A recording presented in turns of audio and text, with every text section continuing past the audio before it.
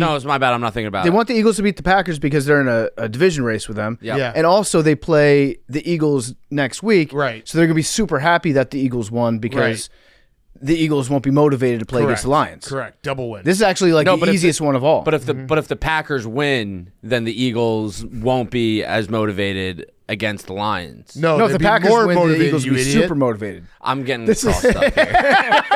We submitted them. This game, your game, is actually more important to the Lions than it is to either the Packers or the Eagles. The Lions will be tuning into your game more than they tune into their own game. Right. They got a doubleheader this week. Got it. My brain needs to be better.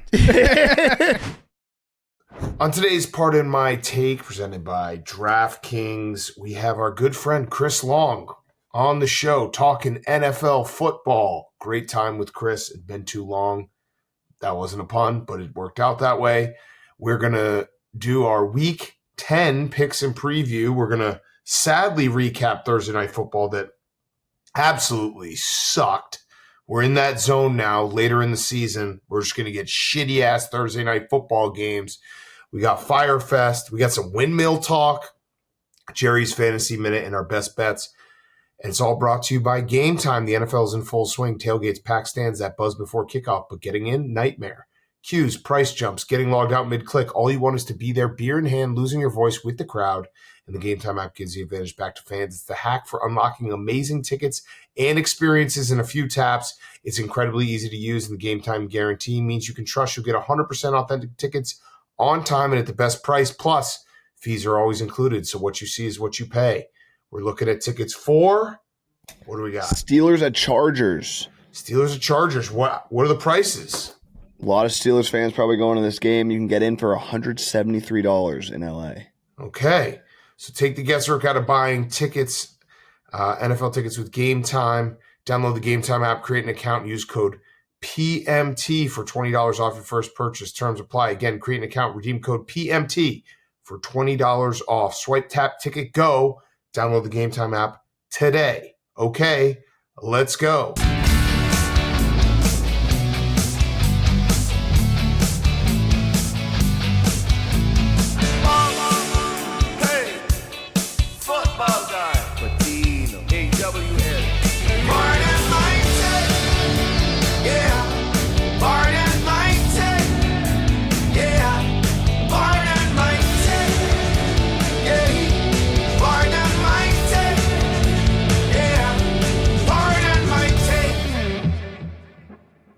Welcome to Pardon My Take, presented by DraftKings. The crown is yours. Today is Friday, November 7th, and we got some bad Thursday Night Football, boys. PFT, I have one question for you. Are you still a believer? He stunk. Oh, I'm a believer, but the Bo wins football games. This is why we've been saying that he is Tim Tebow. You can give him all the credit in the world for this, and that was a dog shit football game. The NFL should send us a thank you card for watching it. We're going to keep consuming that garbage. It doesn't matter. I don't think that there's any two-team combination they could roll out there on a Thursday night where I wouldn't actually tune in and watch. But I did wish for a moment that YouTube TV was also blocking Prime Video. I thought that would have been nice, I think. But Bo Nix tonight was so bad. Bad. There's one particularly – It was a really egregious sequence. I forget if it was in the second or third quarter. It was around halftime. But they picked off Geno Smith in plus territory. Then the Broncos go 3-and-out, punt. Then they force a 3-and-out from the Raiders and block that punt. Then get the ball at like the 10-yard line. And then they go 3-and-out and kick a field goal. Yeah. And that's what tonight was. That was the offensive explosion. And ironically, if you thought it was going to be a punt fest, in the first half, A.J. Cole was dominant as a punter. 2 coffin corner punts inside the one, and the Broncos. And the Broncos punter sucked. Yeah. He was getting booed. I did learn something tonight. They were booing the punter. They were booing the whole team, even though they were winning, which I don't blame them for. We're going to talk about windmills later on in today's episode, but I learned something tonight. I learned a fact about wind because in the first quarter, the wind was blowing so strong and the ball was like rolling around the field. The referee had to come in and like respot the ball. Did you know that at altitude, mile high, the wind doesn't have as much of an effect because the air is so thin? So if it's blowing 20 miles an hour in Denver is like 25 miles an hour down at sea level. So just something to remember in the future. It's a good thing to remember. I don't want to remember anything from this game. The Raiders are just dog shit. They had one drive where you're like, oh, the Raiders are live tonight. They had the graphic at the end of the game. The Raiders had one interception, one punt blocked, 9 penalties, 1 missed field goal, 1 touchdown negated by a penalty. And while they were showing that graphic, they kept it on there for a very long time, almost like really rubbing it in. They were just showing everyone sad on the sideline. Geno got hurt, and the Raiders are so bad, they're like, we just got to make sure he's like 30% and we'll keep playing him. And the game, to me, the perfect encapsulation was when the Broncos, it was third quarter on like maybe the 40-yard line, the Raiders 40-yard line. They had a 3rd and 1. It was like 3rd and maybe like 6 inches. And they decided to do a trick play, pass backwards that almost was a fumble and then ended up being a sack. And it was the most, what the fuck are we doing right now? What are you doing, Sean Payton? What are you, like, just run you have 3rd and 1 in a game that the Raiders cannot score. Just run the ball right in their face twice. And if you don't get it, guess what? The Raiders cannot score. So it doesn't really matter. And it was just, the whole thing was just a debacle. Like, I don't remember seeing 2 pretty makeable kicks missed in Mile High like it was tonight. It was just, this is what happens later in the season. Thursday Night Football becomes a slog, especially division games where teams know each other. I don't know how much longer Pete Carroll will do this. It doesn't seem like he's having fun. I would agree, and I'm starting to agree with Hank. I don't know how much competitive advantage Tom Brady could possibly be getting if that's what the end result of it looks like tonight. Yeah. And you could actually make the argument that the Raiders maybe outplayed the Broncos. Yeah. Because in the first half, there were 2 drives, back-to-back drives for the Raiders. One knocked them out of field goal range on a penalty. One knocked them out of field goal range on just a stupid sack by Geno Smith. Take a stupid sack on that. They could have easily had 6 more points, hypothetically, at least 3 more points. Let's just say that the kicker misses one of those 2. Now that I think about it, I don't think either team outplayed the other team. I think they were both equally bad tonight.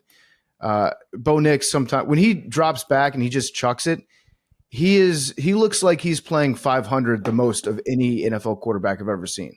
Yeah. Yeah. The total yards, by the way, in this game, total yards were just over 400 total for both teams. So both teams were under 2, or the Broncos had 220. The Raiders had 188.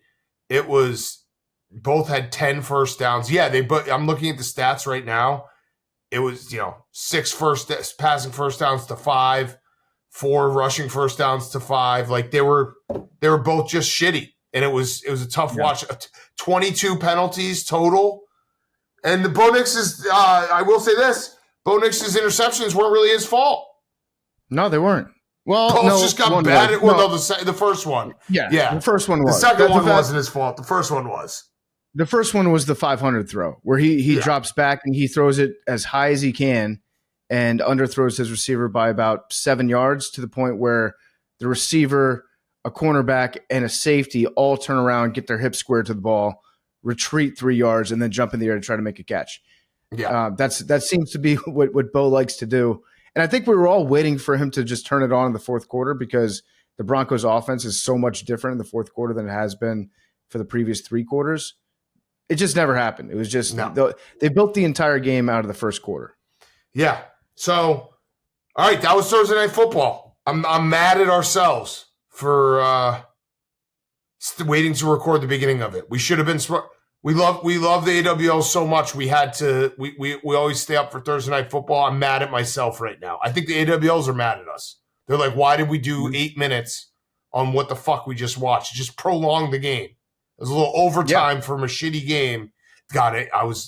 When the Raiders were lining up for that kick, I was like, if this fucking game goes to overtime, it was reminiscent of the Broncos Colts game, the Russell Wilson Matt Ryan game a few years ago. It was. That was just so brutal.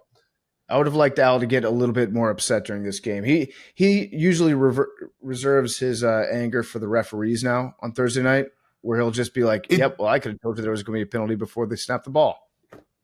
My theory too on Al is that it just depends on how long of a flight he had to take. So when he's like at the Chargers playing the Vikings, which was a blowout, he was pretty happy.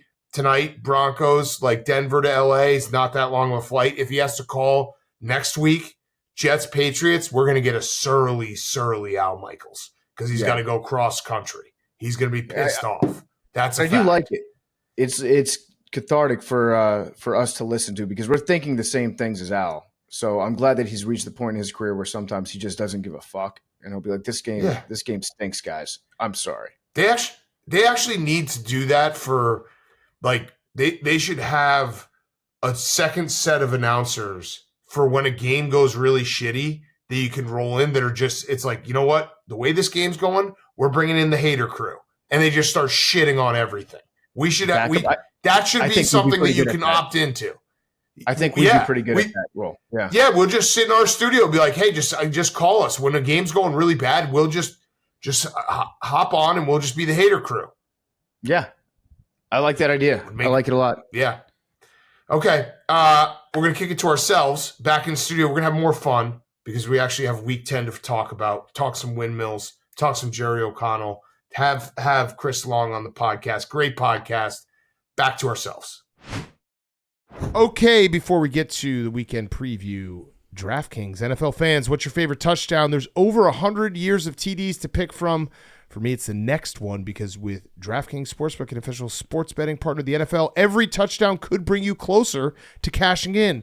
DraftKings Sportsbook delivers the unmatched intensity of the NFL right to your fingertips, from first touchdown score to anytime TD props or the thrill of live in-game betting. Every snap is loaded with opportunity. Boys, we got to win one. Did we get shut out? Well, Luke got hurt. Let's see. Luke got hurt. That was early exit. Mahomes didn't throw any touchdowns. I had Kelsey. Yeah. Yeah. And then got shut out. Who was the third? I can't even remember. We scored one. It was Puka. bad. Was it Puka? Yeah. No, Puka didn't score. Remember, he almost scored at the beginning of the game? I think he did. I thought Puka did He score. scored later? Okay. He did score. Okay. Yeah. Either way, we're bad right now, so we gotta come up with something good. We gotta come up with something good. We'll have that later on in the show. Luke would have scored. Luke would have. For the record. That was the Luke night. Yeah. And they were trying. Travis should have scored. Yeah. All right, so here's the best part. New customers bet just $5. If your bet wins, you'll get $300 in bonus bets instantly. Your team hitting pay dirt pays out to you. Download the DraftKings Sportsbook app. Use code TAKE. That's code TAKE for new customers to turn $5 into $300 in bonus bets if your bet wins. In partnership with DraftKings, the crown is yours. Our weekend preview is brought to you by our friends at Uber Eats. This episode is brought to you by Uber Eats, reminding fans that if football coincidentally makes you hungry, you can get a game day deal on wings, burgers, beer, chips, and more all season long, all on Uber Eats. You'll love being able to get your personal favorite game day foods delivered on Uber Eats so that you never miss a play. When football makes you hungry, get game day deals all season long, only on Uber Eats. What are we thinking this weekend, boys? What are we thinking? I'm back to working out. I got an idea. Yeah? So chicken. Chicken. I'm talking Chinese. Oh, I Kung like Pao, that. General Tso's. I love that. Yeah. Yeah. Okay, well, you can do it all on Uber Eats. When football makes you hungry, get game day deals all season long, only on Uber Eats. Boys, it is week 10 in the NFL. We have 4 byes this week. It is the Bengals, the Cowboys, the Titans, and the Chiefs. I'm okay with the Titans being on a bye. It's really nice. That's nice. We're back to the morning games. We have a Germany game, and we'll start there with the Falcons and the Colts in Berlin or Munich? Berlin. Berlin. And the Colts are hosting. Yeah. They're the home team this weekend. The Colts are the home team. Be very important. Colts are -6.5. Over under is 48.5. The Falcons got to win one of these desperate games. I don't know if it's going to be this one. I'm just pumped to see Sauce Gardner in that uniform. Yeah. So this has got to be a crazy week for him. So he gets traded, and then he flies over to Germany on Thursday night, and he hangs out with the team for like the first. It's going to be like an unrealistic expectation for that relationship moving forward. It's like the first week of your relationship is on vacation somewhere. Yeah. But I think that he's exactly what the Colts need in terms of like a football player. Yeah, Raheem Morris said he hopefully doesn't have a passport. That would be nice. Just a fun little coach joke. Do you remember season 1, year 1 of Part of My Take? We kept diving into whether or not teams had passport day. Yes, that's right. Where everyone has to get a passport. We should ask Chris Long that. The second you get to the NFL, make sure you have your passport. Now every team needs it, not just the Jaguars. Yeah. This will also be Raheem Morris's first time coaching overseas without a quarterback named Josh. That's a fun stat. So he lost in 2011 with Josh Freeman, lost in 2009 with Josh Johnson. Okay. So will he be prepared to play without a Josh? Joshless. Yeah. Although he's 0-2, he's 2 times, 2 Joshes, 0-2. So not a Josh Merchant. No, the opposite. The opposite. Maybe he needed to rid himself from Josh to have a chance. All right, finally Josh free. See if he can get one.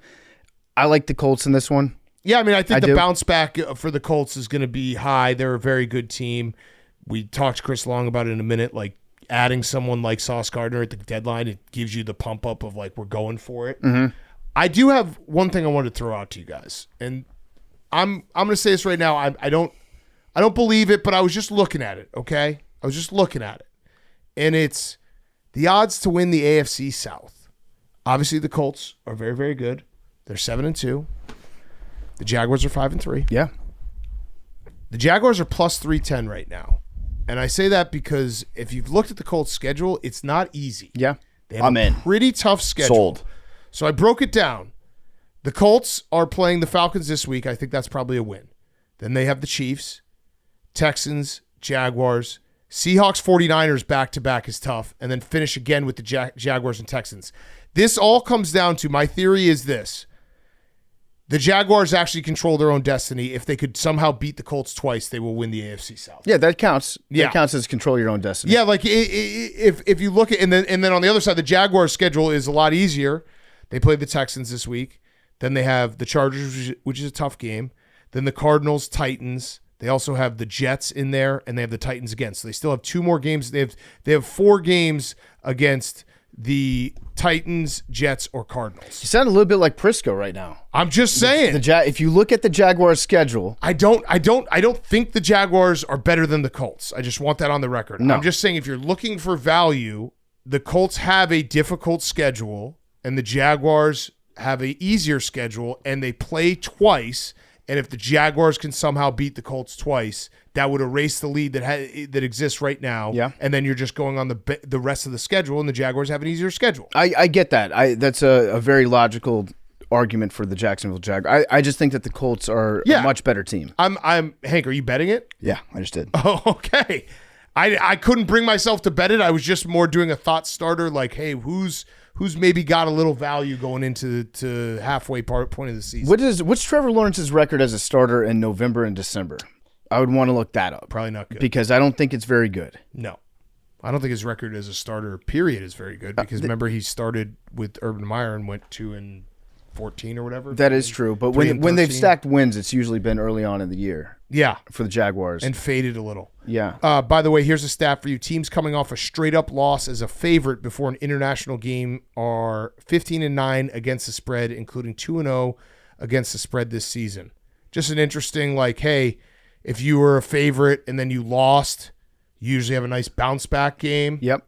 Just one of those angles that we always look for, like, if you got a big game coming up, you don't want the team that's a favorite to lose that week. Yep. That kind of thing. Interesting angle to get It's just an angle that has some stats to back it up. Yep.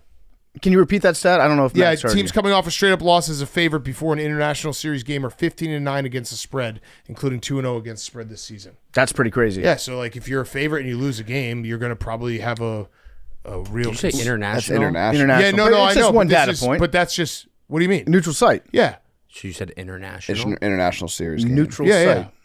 But it's team coming off a International? loss, a straight-up loss as a International? favorite. Yeah. Before an international series Before game. an Yeah, international yeah. series game. But Yeah, that's then they just get a where- little What? It's just one interesting data point. interesting data point, It's not dude. like that's Why not the entire. about data points. It's interesting for the international series for sure. Yeah. It's very interesting for the international. I've This is sad. This is so sad. There was just some news that just came out like right now as we're talking about this game. So I'm really glad that Schefter tweeted this out. we just got tagged with sad. Yeah, we did. It was sad. But Make the graphic. PFT and Big Cat sad. DeForest Buckner is not traveling to the game. Doesn't have his passport. Neck injury. Yeah, neck injury. So that's a big one. Flying with a hurt neck would suck. Yeah, a but lot. you know what would kick ass? If you were told you didn't have to go on the international trip the day of the international trip. Imagine how awesome that would be. I hope he doesn't have to go, right? Incredible. Don't put that man on a plane. Do you think he goes to the facility? Watches at the facility? Dude, there's got to be it's like Home Alone. Yeah. Just go to the facility and just have it all to yourself. Just order a bunch of pizza. That would be so awesome. That'd be very cool. Mark Sanchez is trying to break in. We should have to set see up if a booby team traps would, for him. We should see if a team will host us at their facility on a week they're in international. Do you think they have a big screen TV that just the people that work in that office get to watch the game on? Yeah, probably. Like a huge one. Yeah, like a really, really big one. Yeah. That would kick ass. Our dreams are basically finding another place we can watch all the football games that have an open space, maybe a basketball court or something. Oh, they probably He's so sick. They probably have an ice cream machine They there. probably have an ice cream machine, probably have a shitload of food delivered. A hot tub. Watching man. it in the team issued hot tub. That'd be sick. That would kick ass. What are the Falcons doing with kickers? They got Zane. They got Zane. So they went from Young Ho to Parker to Zane. Parker Romo is no longer their kicker, I think. I'm pretty sure Zane is going to be kicking in this game. He's a good kicker. It's tough. I don't want to discriminate against individuals with obsessive compulsive disorder because it's a real thing that people learn to live with their entire lives. But it just doesn't give you the most confidence as a fan when you're watching on TV and your kicker is having to do his rituals before he goes out on the field. Now, he's a good kicker, and he's managed it, and it's got a cool name. Pretty impressive that he's gotten to this point in his profession, which is all about being mentally tough. So he's obviously figured out a way to take what was a limiting factor and make it a strength of his. I'm just speaking strictly if you're watching on TV and you're nervous and you see that, it makes you more nervous at home. Yeah. But shout out Zane. I got another two quick stats for you. One I don't understand, but I'll just say it because it sounds cool. Colts have scored 61.3 more points than their expected point totals this year, number one in the NFL. Falcons have scored 39.8 fewer points than their expected point totals this year, number 32 in the NFL. So basically, the Colts are way over expected, and the Falcons are disappointing. Yep.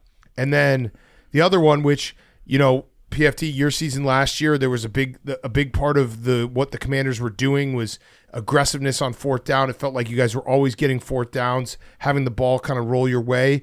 The Colts are kind of in that zone right now.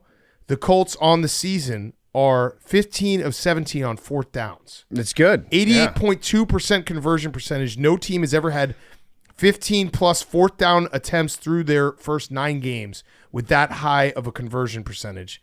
2020 Bengals had the second most. That's pretty crazy. Yeah, and then you get to the point where now you're calling plays on second down, not necessarily to must get a first down or third down. You're not having to get a first down. You're calling plays that could get you like 1 yard away, 2 yards away, 3 yards away, and then you have a play for that and ready to go. Yep. Yeah, the Colts have been great this year. I think Steichen, he's like definitely in the top 3 for Coach of the Year. Yeah, so far this year. Yeah, so one thing I'm looking at in this game is the fact that we're seeing a lot of back-to-back games from Bijan where he has not looked great, combined with the Falcons just forgetting to use him. And Indy has the number 4 ranked rush defense. And what we could be looking at is another one of those games. If the Colts jump out to a lead, Bijan, the Falcons forgetting to use Bijan. What the Falcons need to do is just put in the cool Bijan camera in every stadium. Yeah. Because that seems like when he does really well. I agree with that. Yeah. Like fly it out on your own dime if you're the Falcons. And Arthur Blank's like, listen, I paid $50,000 to put this camera in the stadium in Berlin. Do you know anything about the grass in Berlin? I don't. Because the international games, always weird grass situation going on there. Maybe some slippery-ass turf. I don't know. I'll be breaking out the World War II puns. Got to. Don't really have any right. I wish the Colts still had Reich as their coach. That would help. That would be fish in a barrel for this. That would be very easy for They're going to love Kirk Cousins, though. They're just going to look at him and be like, wow. Yeah, look at that Look guy. at that. Look at his jawline. He is him. Yeah. Okay, let's go to Sunday afternoon or the first slate. So we're getting our morning slate out of the way. We have the Giants at Bears. Bears minus 4.5. Over-under is 46.5. The Giants are still wearing their throwback helmets. Good. Which are awesome. I'm nervous about this game because I don't think the Bears can stop anything, and that makes you nervous about every game. Yeah, I mean, I understand that, but the defense has looked a lot better. Like, you've held up against the run. Ours? Yeah, at times. Yeah, you've held up against the run at times. Not if 470 yards for Joe Flacco was bad. Right.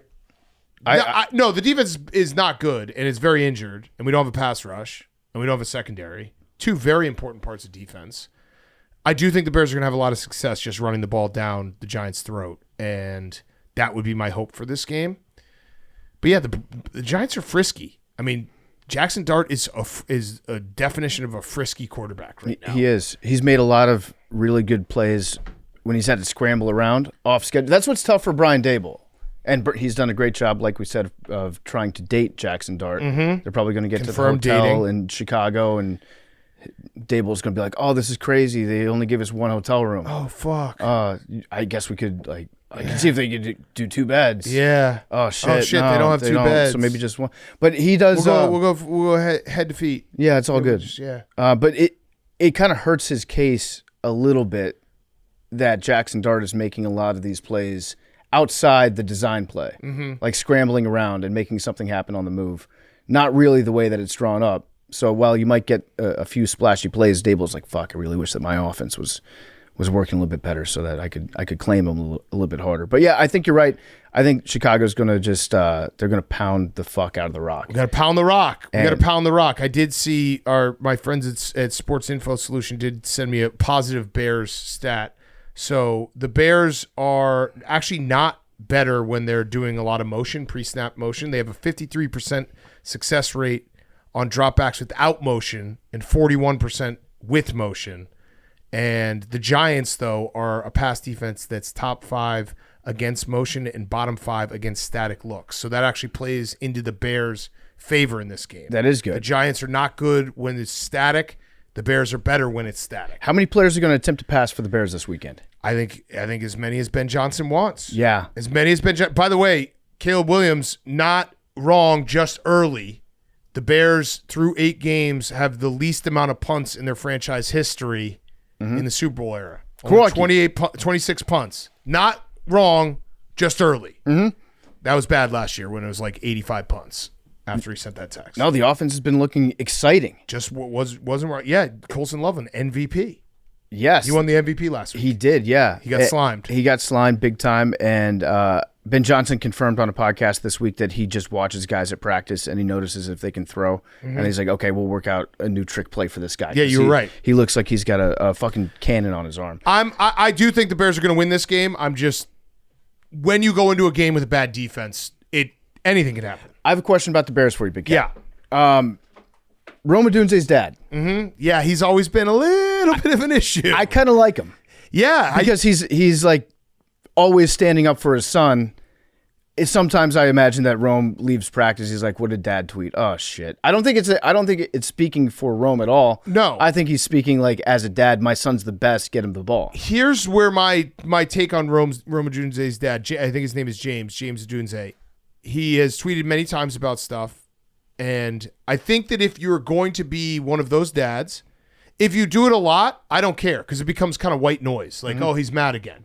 It's when a dad just shows up out of nowhere one time and being like, they're fucking over my son. Then you have to write articles about it and take notice to it. Yes. He's just doing it. He's done this multiple times. I don't care. He's sticking up for his son. Yeah. It doesn't bother me. That's kind of how I looked at it, too. And I like that the Bears put out a video of Rome Odunze mic'd up during the game and then tagged it like selfless. Yeah.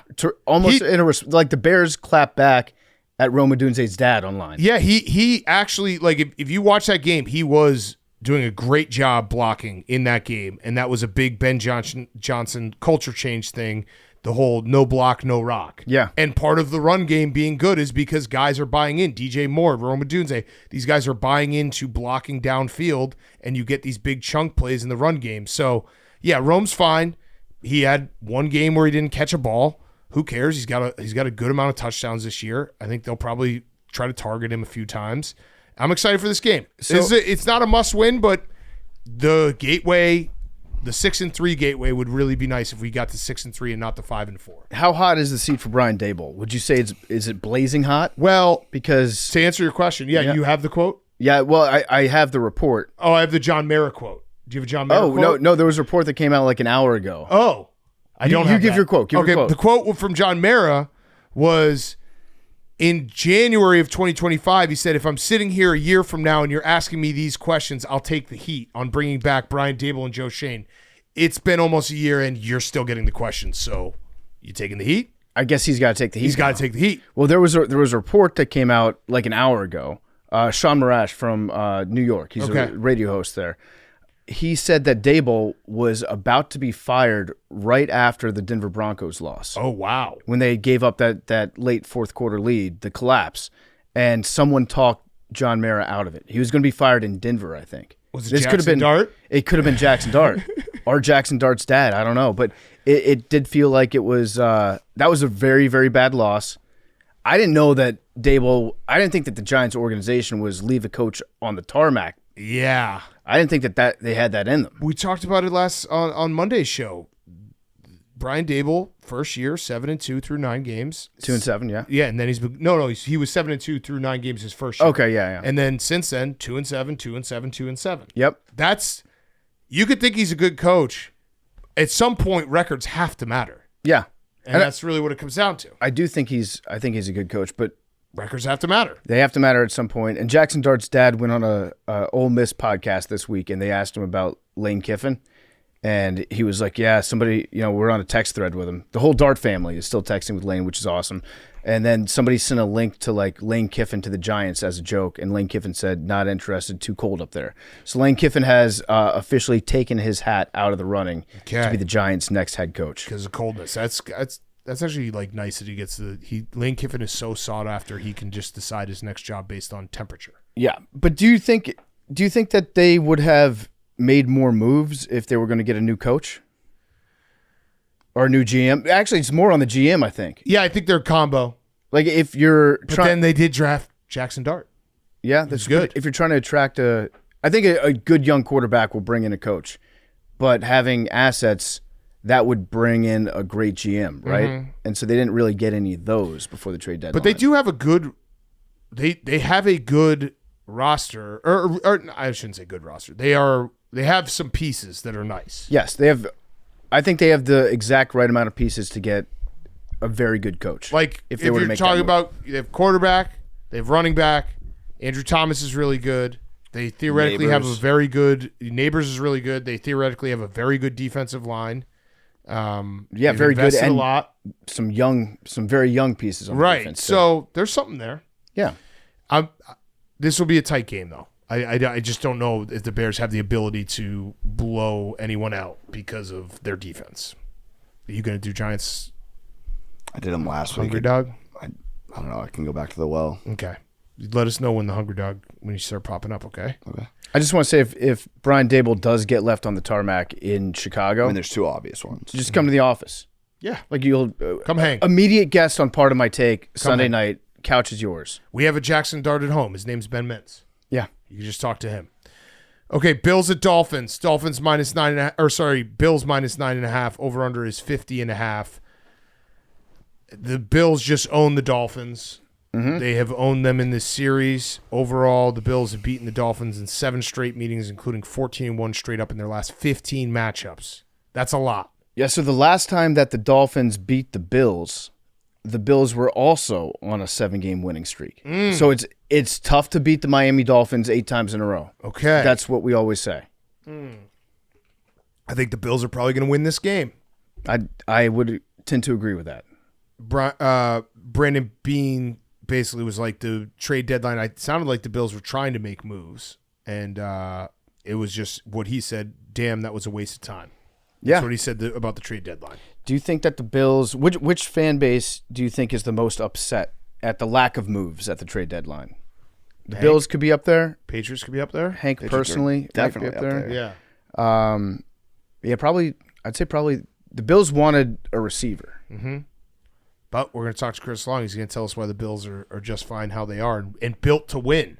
Yeah, I think their tight ends are going to go nuts this weekend. This is kind of weird for Miami though, because they're just basically playing out this season, not going to fire or bench anyone, and they're just kind of is what it is. Mm-hmm. Like they're just showing up.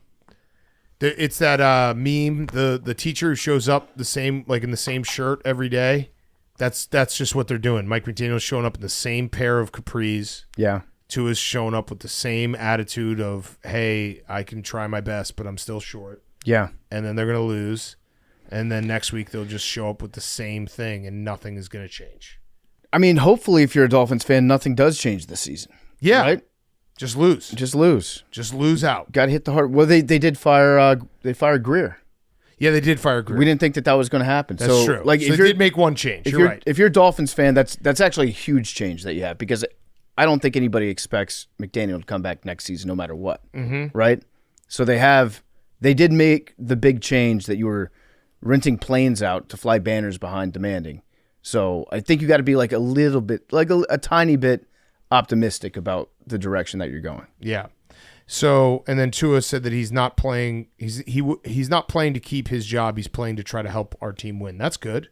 Yeah, I like His that. eye is still fucked up a little bit. His eye, it got more red, I think. It's weird.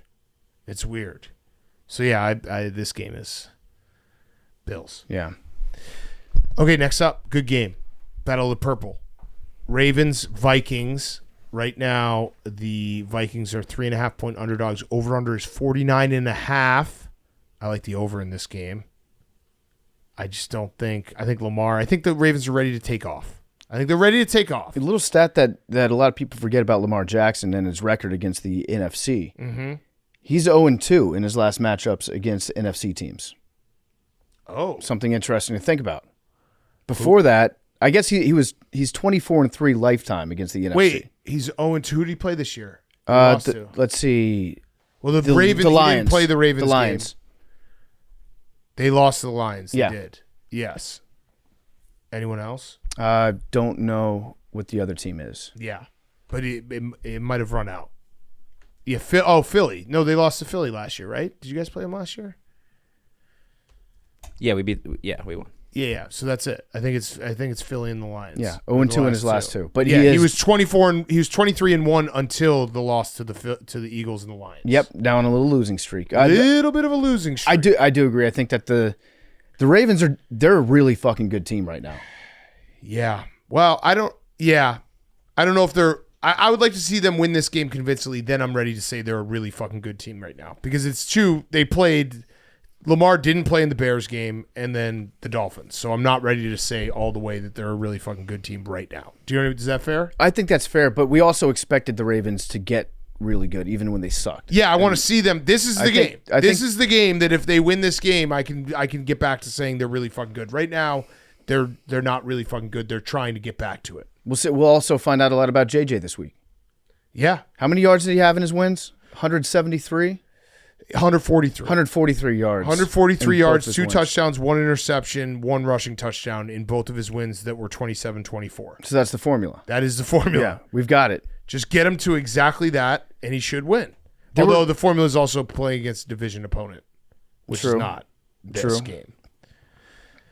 Anything else in this game? I like the purple. The Ravens are obviously the Vikings are wearing the majority of the purple. Yeah, but still, it's very purple. It's very purple. I like purple on purple. Also, Derrick Henry is a lot better when Lamar Jackson's in the game, which is a no duh. Yeah. But his rushing yards per average, someone texted me this stat. I think Ebo texted me this stat. It was a pretty good one. Give Derrick Henry some love.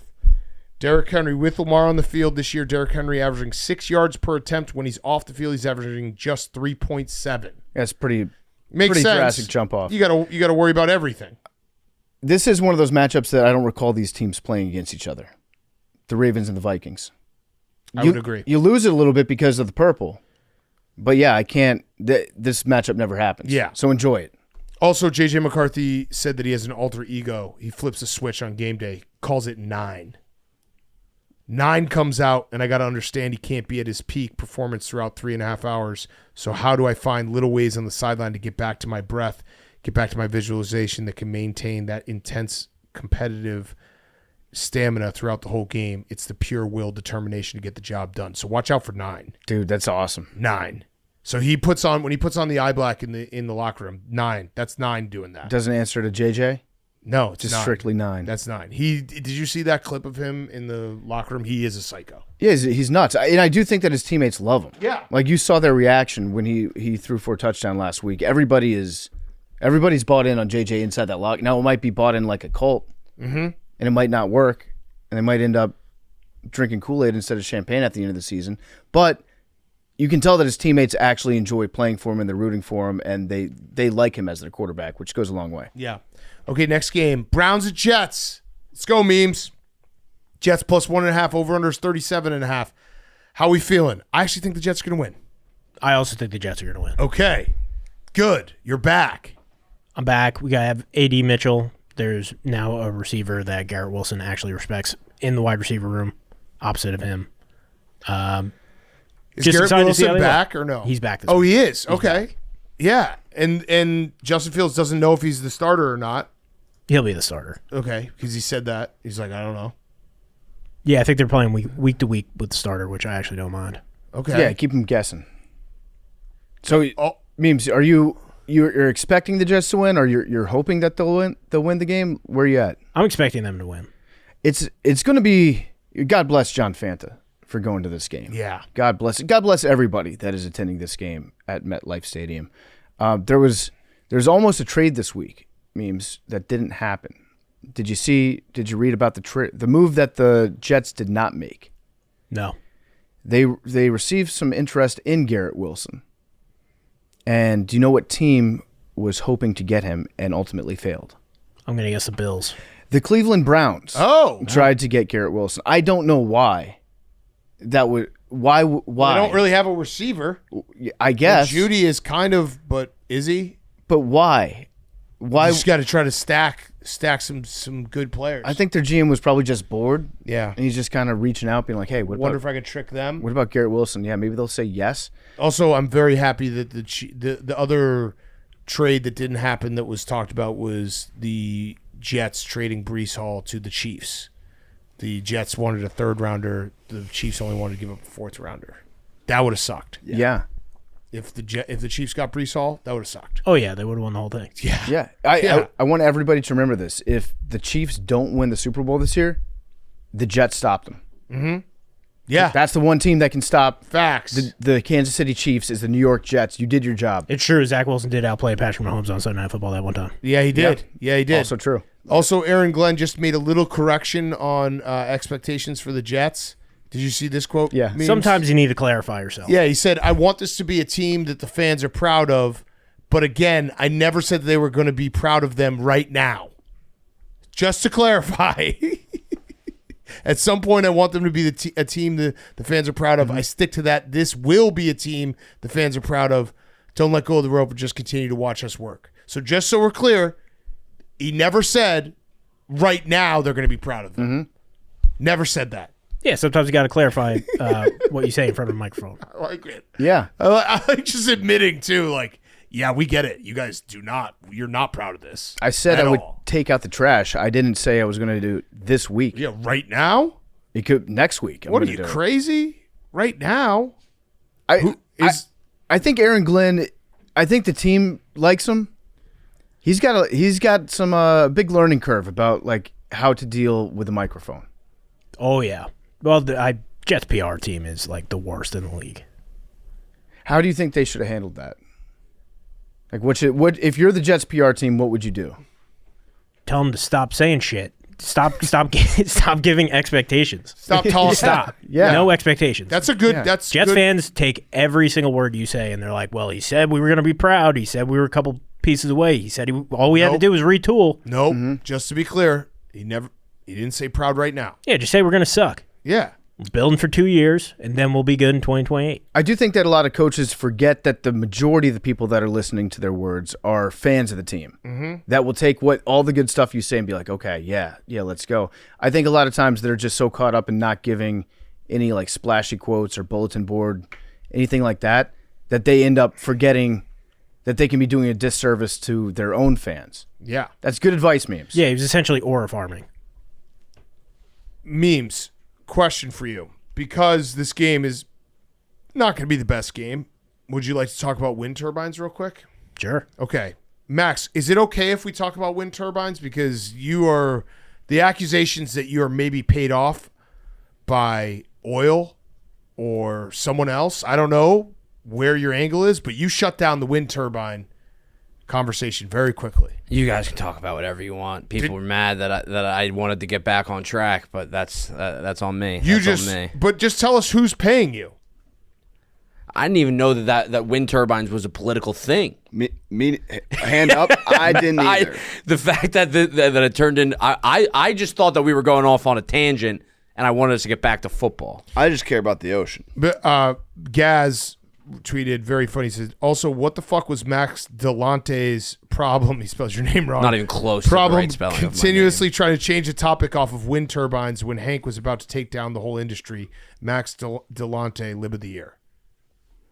I didn't know it was political either. Put me up for nomination. I did find out that 10% of our energy comes from wind turbines in America. That's pretty cool. That's good. Is that not something you would be interested in? That's cool, I guess. No, you're not ready for that. You don't like that. 46 million American homes can be powered by wind. Can be. Oh, wait. You don't think they do? Why does it say can be? Well, I mean, it's how much energy they take. they provide enough? Are they? No, they're saying that they provide enough energy for 46 million homes. It's not saying that like there's 46 million individual homes and those homes are the only ones that get all the wind energy. Interesting. I don't understand why it's can and not are. Because the energy goes other places too. It could go to buildings. It could go to offices. It could go to scoreboard. It could go to TVs. Shout out AWL Ethan. He works in wind turbines. He sent me some stuff. He said that they're massive, obviously, which are really cool. Just incredible engineering. Mm-hmm. What? We've seen it. Everyone's seen a wind turbine. All right, but I don't think you understand how massive they are. I have seen them. You know how big those blades are? How fast do you think the blades are moving? I don't know. 100 miles an hour. 200 miles an hour. Cool. Wow. How about that? That's pretty cool. Imagine being a bird, just trying to fly west. Oh, that's funny, actually. But before you get to the actual facts, if you're a bird and you get killed by a windmill, that's on you.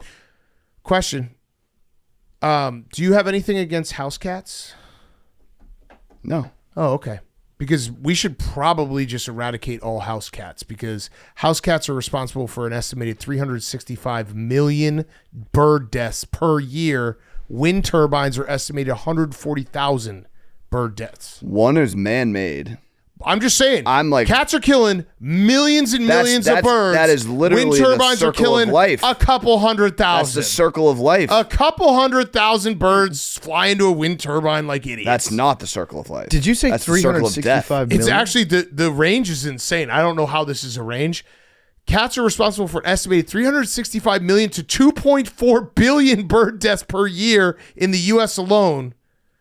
And then feral cats are the biggest threat, by the way. They're doing it all the time. And then wind turbines are responsible for an estimated 140,000 to 680,000 bird deaths annually. Also, AWL Ethan said he's been working at the wind turbine for a decade. He's only seen about 3 bird deaths.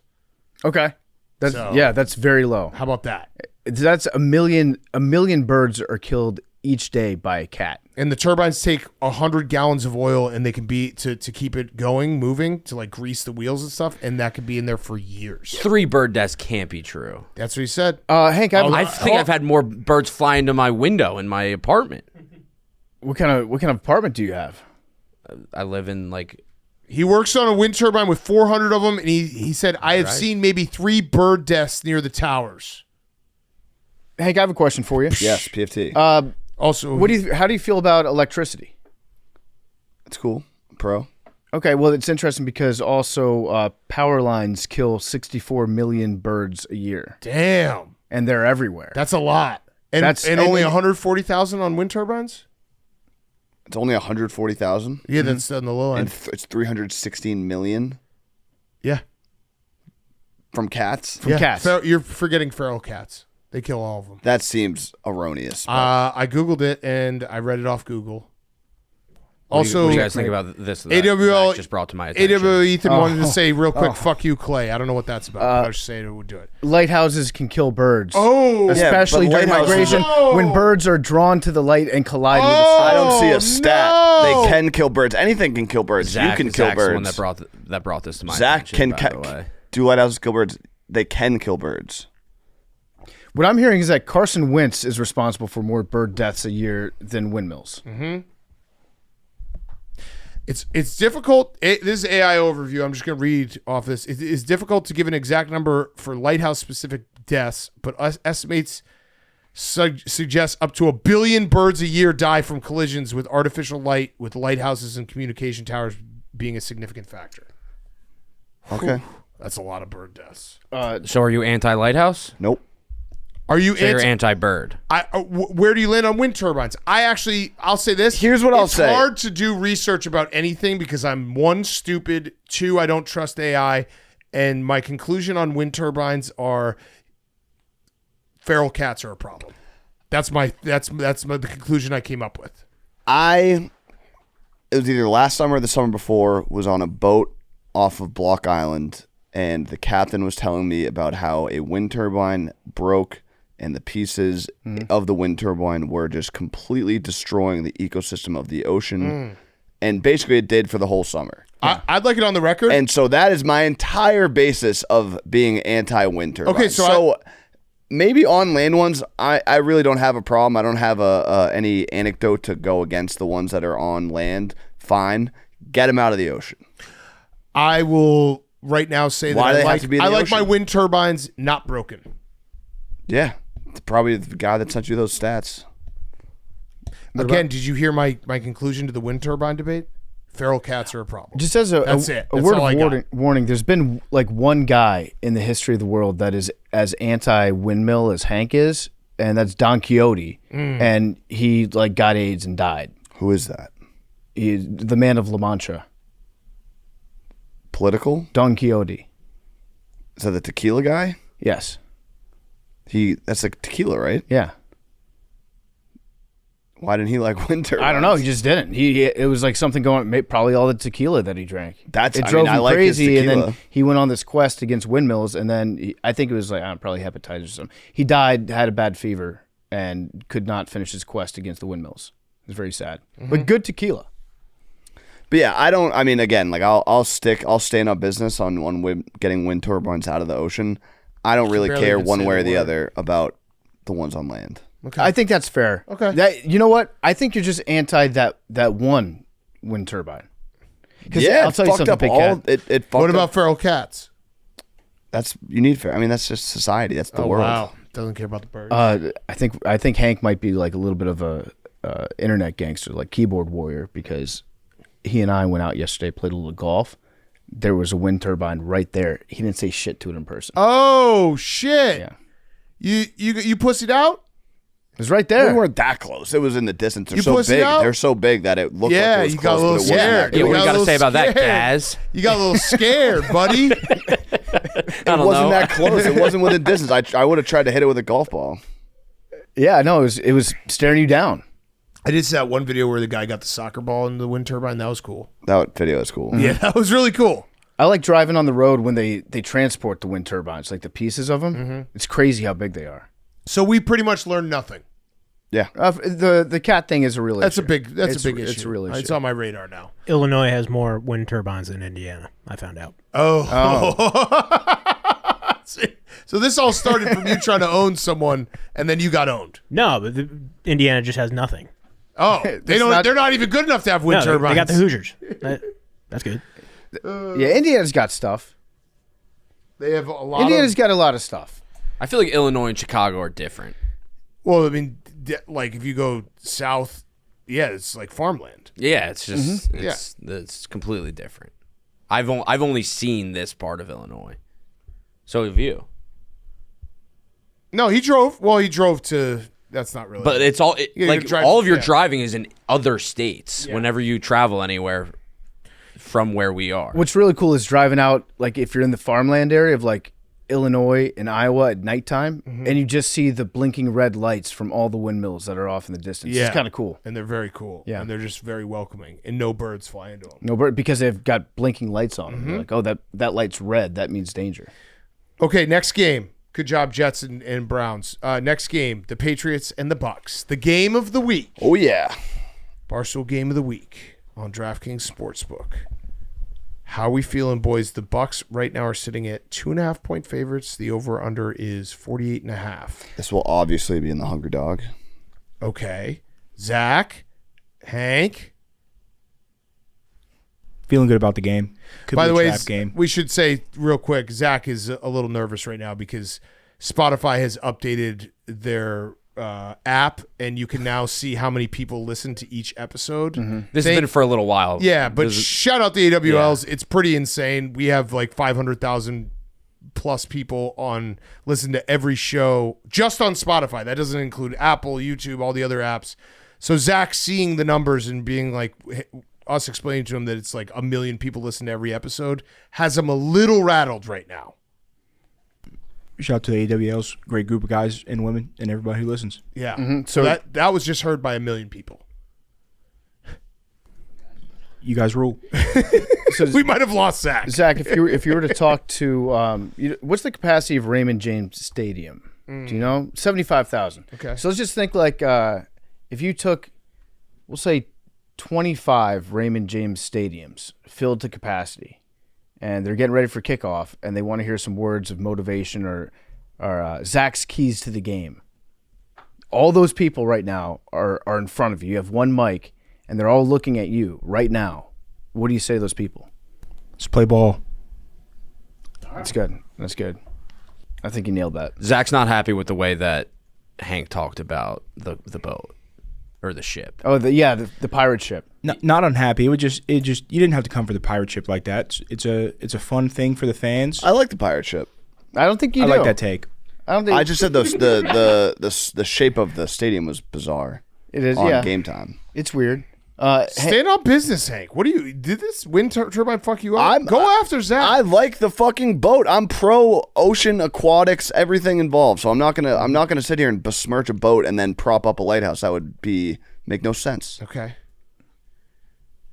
I don't know what to make of this game because Drake May has been incredible against the blitz so far this season. He is number one in its success rate, 64% against the blitz. And Todd Bowles loves to blitz. He does. So what's going to happen? I don't know. Bucs off a bye. This is a big game, Hank. This is a are Because you this for is real a- game for the Patriots. Yeah, because you obviously the Bills game was a huge one, but then you guys have not played the best. You've taken care of business. That was the passing of the torch game. This is not a must win. It is a must compete. It is like if we lose, I'm not going to be like if we lose and it's a close game. I think that might be a good thing long term. Like could be a start of the that's some championship loser DVD talk. game. Wow. Yeah. No, I'm just saying like I'm not going to be like doom and gloom if we lose this game. Depending how we lose. If we lose by call it 10 plus, then yeah, that's going to have to be a big reset expectations. Like what's going on. I don't think we're going to win out. Like, I think that would be unrealistic to say. We're going to lose at some point. It might be this week. I still think we're going to win, but it's a must compete. Would it be a little doom and gloom, though, if you lost, the Bills won, and then now you're looking at the division standings, you're looking at the playoff picture? No, because we have a better schedule. Okay. So not doom and gloom. No. The Bills have a little bit I of think gloom? the Bills have the easiest schedule remaining. Maybe a little bit of gloom? I thought we had the easiest schedule before and after. I'm pretty sure. Look up the easiest schedule remaining. The Bills have a very easy schedule remaining as well. The Chiefs was the reason why the Bills' schedule remaining was not the easiest, but I think now that they've gotten past the Chiefs, I think it's pretty damn easy. Keep scrolling, keep scrolling, keep scrolling. Oh no, I was wrong. All right, so it's still the Patriots. The Bills do have an easy schedule. They have what is it? Scroll down. We have 32nd. They have 28. Okay. So, yeah, it's going to be – they still have to play the Eagles. Bills still. I miss Bucky Irving. I miss the days when Bucky Irving was playing on Sundays. I think he is. He's back? I was looking on DraftKings as we were doing this game, and he's listed as a touchdown scorer. Because that could be huge for the Bucs. Mm-hmm. Zach. Yes, sir. Will you be sitting in the cave with us? I can sit and watch wherever you'd like me to sit and watch. Okay. Yep. Maybe Hank in the middle of you and Che? Are you ready for Che? Oh, you love Che.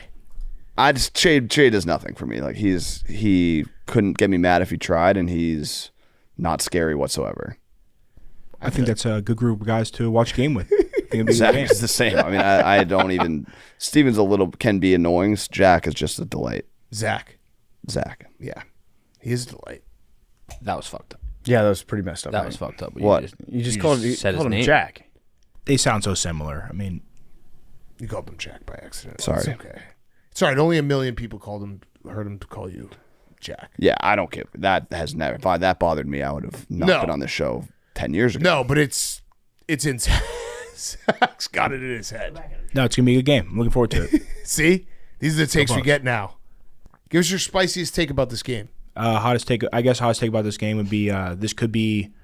I mean, it's a game. We're going into this game. Everyone's taking the Bucs. Maybe not. I'm not gonna say should win, but like, probably may win. Mm-hmm. May win. Definitely a may win. It's a May win. Drake May's wins might be a little inflated due to their easy schedule this year. Whoa! Yeah, good Who point. you play, Zach? Whoa! So we'll see. Get his ass. Yeah. That's a great point by Zach. That was a spicy take. People are gonna be pissed at you for that. All the years of the show, we've never thought to call it a May win. Yeah. Okay. Saints at Panthers. Panthers minus 5.5. Over under is 39.5. Hank, have you seen any other hungry dogs we've hit on or no? No, I'll let you know. Okay. I'm interested because this might be the week that I opt in. The Panthers $500. are favorites. Yep. The first time all season. Yep. That's crazy that they have the record that they have right now, and they have yet to be favored in a single game. Since 2020, the Carolina Panthers are 3-13 against the spread as favorites. The 3 quarterbacks they beat as favorites were Davis Mills, Zach Wilson, and Dwayne Haskins. So, not a lot of times they're favorites. They're favorites. Tyler Shuck, he fits in nicely with that group, though, doesn't he? I don't know. They had the ball like 2 times in the second half of last week. I kind of feel bad for Shuck because they traded Rashid Shaheed, and then Chris Olave, he also tweeted out the unhappy face after it all happened. Yeah. But if you got a rookie quarterback that just now got the job, and then you trade away the deep threat option that he seemed to like, that's a tough day at work. This is going to be a tough week of work for Tyler Shuck. Yeah, he the Saints had the ball for 16 minutes last Sunday. That's insane. Mm-hmm. They just didn't have the ball. I feel like we're going to maybe get a lot of Taysom Hill in this game. We should. Feel about that? We What do you should. think about that. Like outside of He's got to work him along. Taysom Hill, Olave, Kamara, I don't really know who else the Saints have on offense. Juwan Johnson. Do they have him? Is that their tight end? I think they've got the guy from Denver, Vele. Is that I like right? the Saints tight end because he's one of those guys who, Juwan Johnson. He's one of those guys who will score 3 touchdowns in 1 game a year, and everyone will look at his stats on fantasy and be like, should I pick him up? He scored a lot of points. Then you realize he did it all in 1 game. Yeah. What are his stats this year? What are Juwan Johnson's stats this year? Look him up for me. Max. He does feel like that type of guy where he'll just go off. And this might also be like last year he did this or 2 years ago he did this. He has 2 touchdowns this year. He's not I like him though because he sometimes scores touchdowns and I get pumped. And I'm like, ooh, should I pick him up? 400 yards receiving. Oh, Brandon Cooks. He's on the Saints. Yeah, Brandon Cooks. That's cool. And yeah, Devon Vele. I guess Vele's their he's a starting receiver this week, and good for him. Good luck. Point of clarification, Juwan Johnson, I don't think has ever scored 3 touchdowns in a game. He did in 2022, had 2 games where he scored 2 touchdowns. That was huge. Yeah, so I just made this up in my head, but that's okay. Sometimes you got to just make shit up in your head. It's okay. He's got one of those names. But 2 touchdowns is basically 3 touchdowns for a guy like him. that's true. With Shuck, you get rid of your deep threat option, then you also trade away an offensive lineman. That feels like it feels like they're not really mean. They're not really setting them up to win. Yeah. This is a big. I mean, the Panthers at 6-4. Yeah. This could be the Panthers at 6-4. Do we trust to bet on them? I think that I do. Meow Mix came back, but then No, they didn't. well, they said that they were going to come back, and then on our show and many other shows, they said you can't do this. You can't come back, Meow Mix. We're riding hot right now. And then a bunch of former Panthers weighed in, like Jonathan Stewart was like, "You can't do the podcast now, guys. You got to sit this one out for the good of the team." So they issued a statement saying, "We're listening to you guys. We can't come back right now. Thank you for your support." Yeah. So they're men of the people at Meow Mix. Yes, big time. Okay, next up, Jaguars, Texans. Davis Mills time. We get Davis Mills going up against Trevor Lawrence. Texans are plus 1.5. Over-under is 37.5. Did you guys see James Gladstone, the whiz kid GM of the Jaguars, take, I would say, maybe a subtle shot at Brian Thomas when talking about Jacoby Myers? He said Jacoby Myers' superpower is not dropping the football. It says a lot that could be interpreted as a shot at your number one wide receiver. Well, he said the full quote is, you think about where we're at in terms of volume of drops. What's his superpower? It's not dropping the football, right? So you just take it from the surface level. It seems fitting. So yeah, he basically is saying Brian Thomas just drops it so much. We need someone who wouldn't drop it. Also, Jacoby Myers has the weird wrinkle of playing for the team he just played against. And he said it is weird because it's very weird because I was just talking crazy to some people. I like that. So he had to come in and be like, you guys know how it gets out there. Yeah, my bad, guys. Nothing personal. It's like that bell curve thing where it's like the idiots at one end when they analyze wide receivers and they're like, he doesn't drop the pass. And then everybody in the middle is like, this guy has explosive separation at the middle of his 9 routes. Or the middle of his 6 routes. He's incredible between the hash marks. And then at the very end, it's this wide receiver is good because he doesn't drop the football. Yeah. That's how you analyze it when you're an expert or an idiot, which is great. I think I like the Jaguars. I cannot trust the Texans. I can't trust the Jaguars either. And to me, it doesn't really matter that much if it's C.J. Stroud or Davis Mills. I think that their problems run a lot deeper than just who's throwing the ball. Yeah. But on defense, they're really good. Yeah, I think the Jaguars are going to have a long day on offense, but I do think that this is my strategy with the Texans is basically when they play a team that can get a pass rush, you bet against the Texans. The Jaguars can. And when they play a team that can't, you bet on the Texans. So I'm going to take the Jaguars in this game. And I'm going to hope and pray that they can do enough offensively to win this game. Yeah. Because this could be an ugly one. Last time Davis Mills faced Trevor Lawrence, the Jaguars won 31-3. Ooh. Not that matters at all. Right? No. No. I'm not going to. Whatever. Okay. Afternoon games. Is the Texans one of your hungry dogs? No. Not getting involved in this game. This might be one of your hungry dogs. This is the Cardinals. Nope. Plus 6.5 at the Seahawks. And the over-under right now is sitting at 45.5. The Kyler Murray era is officially over. It was really strange this week because after the game was over, Gannon seemed to indicate that he was not going to bench Kyler Murray for reasons outside of injury. And then they asked him to clarify it again later. Has anything changed? And he said, pretty much, yeah, it kind of has changed. Like he doesn't want to say that Kyler Murray's benched. Mm-hmm. But he kind of was forced to say it a little bit this week. And I think anybody that watched knows because in all the games that Kyler Murray had with Jonathan Gannon as his head coach, he has not really come close to touching what Jacoby Brissett has done in his very limited time running that offense. Correct. And so for anyone that's watching, we all know that Jacoby Brissett is not a quarterback of the future, but we know it looks a lot better when he's in there. Mm-hmm. Yes. And the Seahawks are really fucking good. They're really good. They're Super Bowl contenders. Yeah, what was your favorite Kyler Murray memory? The Hail Mary. Hail Murray. Yeah, the Hail Murray. I was going to say, I think the one time he played in the playoffs and I bet on him and they got absolutely killed. And then I think he blocked me on Twitter after that. I'm just thinking back to the times he used to just scoot around out there. Yeah. Right? Just like a little rugrat. And you're right. I mean, Jacoby Brissett has just looked better. He looks like he runs the offense better. I have a fun stat for you, Big Cat. Yeah. Did you know that Jacoby Brissett has the all-time lowest career interception percentage? No. 1.33%. Damn. Now, is that a situation where he should be throwing more? Maybe. Interceptions? Maybe. But I think he's also the best quarterback at quarterback sneaks in the non-Jalen Hurts category in the history of the NFL. Okay. So, I just like the Cardinals in this game, and it's purely because I think the Cardinals are a little underrated, the way they've lost a lot of their games. Jacoby Brissett's been playing better than Kyler Murray. And the Seahawks, this is kind of the peak of, like, they just went on a primetime game and played perfect football against Commanders. It was perfect football. So everyone's got that in their brain. Mike McDonald also is awesome on the road, not as awesome at home. I think the Seahawks are a really good team. I'm buying their stock overall. I'm just taking the 6.5. Did you know that the Seahawks, they have the best against the spread record in the NFL? And they average 8.6 above the spread. Oh, they're beating Vegas. killing Vegas. They're crushing Vegas. It probably helped a lot.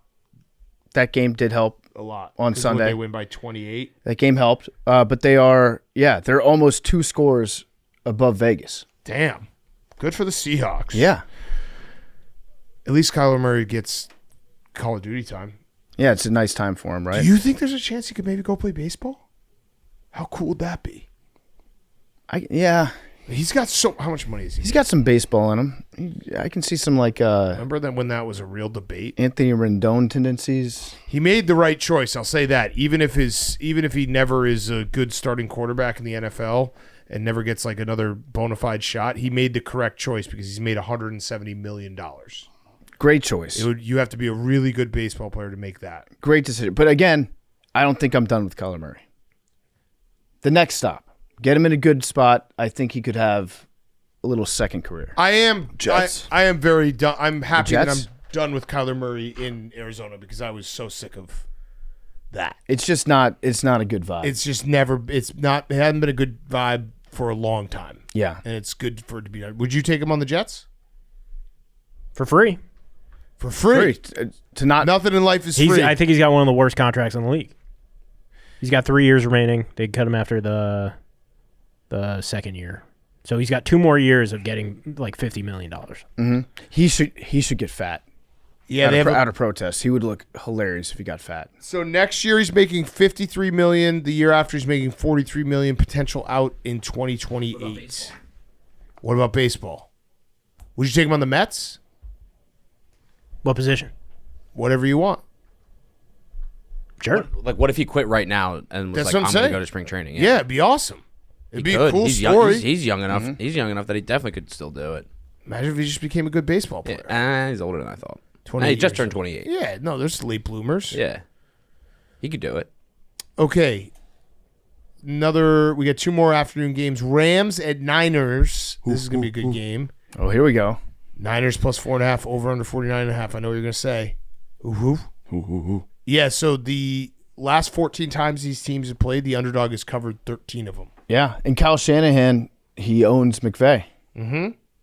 Except for the one NFC Championship. Yeah, but outside of that, he's been dominant. Yeah. I think Purdy's getting reevaluated. I don't know if Purdy's going to play again this year. I don't know how bad that foot is. It's so weird. I don't get it. We also get the thicker kicker there for the Rams. They signed the Harrison Mevis guy from Missouri. Love that. 6 feet tall, 242 pounds. That's awesome. It's going to be so sick. We need more of those. That's awesome. Puka baby bump? I think he got the baby bump It last already week. happened. Yeah. What was that face? This is a baby drama bump. Oh, is there baby What's up? drama bump? He broke up with her? Isn't there baby drama? Did he break up with her? I don't know. I think that was a TikTok rumor, and then they I don't did wanna, have yeah, I a don't kid want together. Yeah. Oh, okay. Hey, congratulations to Puka. Congratulations. That's Jerry. Jerry's in my head. Yeah, That's Jerry has drama. been just spreading that for some reason. I don't know why. He told me today that Italians were done in this country. Over? Why, Italians because of Cuomo? done. No, because a lot of them are attracted to Latinas. That's Jerry. And so then they have kids with Latinas, and then there's no more Italians. So Jerry just looked at his own kids and was like, man, Italians are done. Yeah, no, Italians are done. Yeah. Italians are done. Too much crossbreeding for Italians? I guess, I don't know. I'm just reporting what I heard from Jerry, that Italians are done. I mean, he has a sample size of 2 in his house. That is true. And those Italians are done. of his children. Yeah. Are not 100% all Italian. Yeah. At that rate, we're not going to have Italians in like 3 years. Max, do you agree? The Italians, based on Jerry's research, they are done. Not Jerry O'Connell. Jersey Jerry. Yeah. Who? Jersey Jerry. Whoa. Jersey Jerry has He's Italian. Yeah, I know. Yeah, but he said Italians are done. His girlfriend is Colombian, and he has 2 children with her, and that is now made non-Italian babies. They're still Italian. Yeah. No, but all of them, according to Jerry, they're more attracted to Latino women. Yeah. And so then they have kids, and then eventually there's no more Italians. Do I have permission to leave for 1 second? Yeah, of course. I don't know what's going on. Jerry's wrong. Well, no, he's right in his house.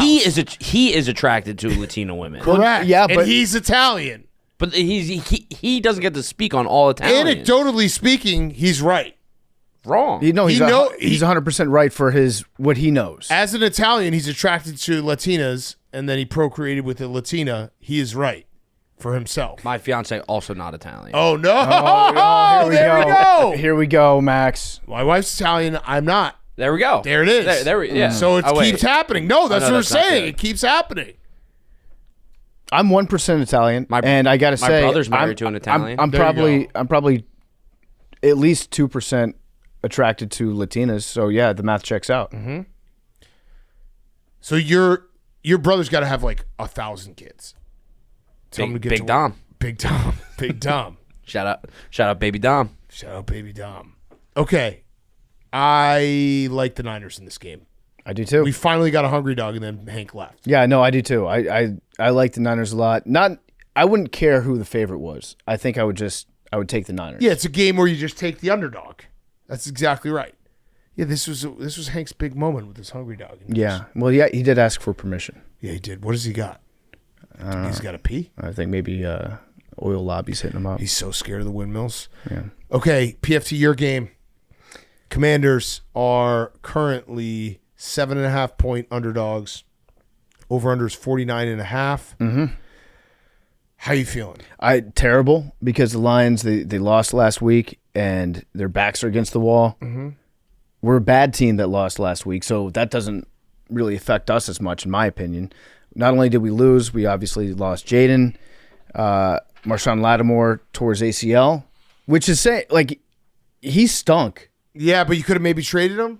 He stunk, but he was probably our best cornerback. Yeah, that's not good. It's not good. That's not a good place to be in. I mean, Amos I think he's good for a rookie. I like Mikey, but I don't know how we're going to defend against the Detroit Lions. I really don't. I think that Dan Campbell is going to have his team just like salivating, ready to destroy us. I think we're going to get destroyed. I don't. I think this is going to Big Cat, listen, I've seen this movie so many times before. Okay. I don't know. I'm not going to bet on this game, but the Lions, what are they, 9.5? 7.5. I think this is going to be one of those weird weeks. That's all I'll say. Watch out.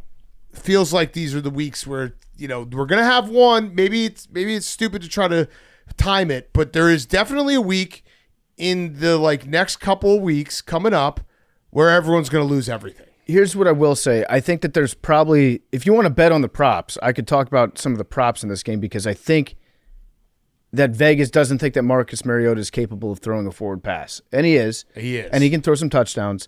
So you can find some value for the Commanders in terms of touchdown scores, but I would not ever dream about betting on the Commanders in this spot. Like, I want to go out on the street and warn people.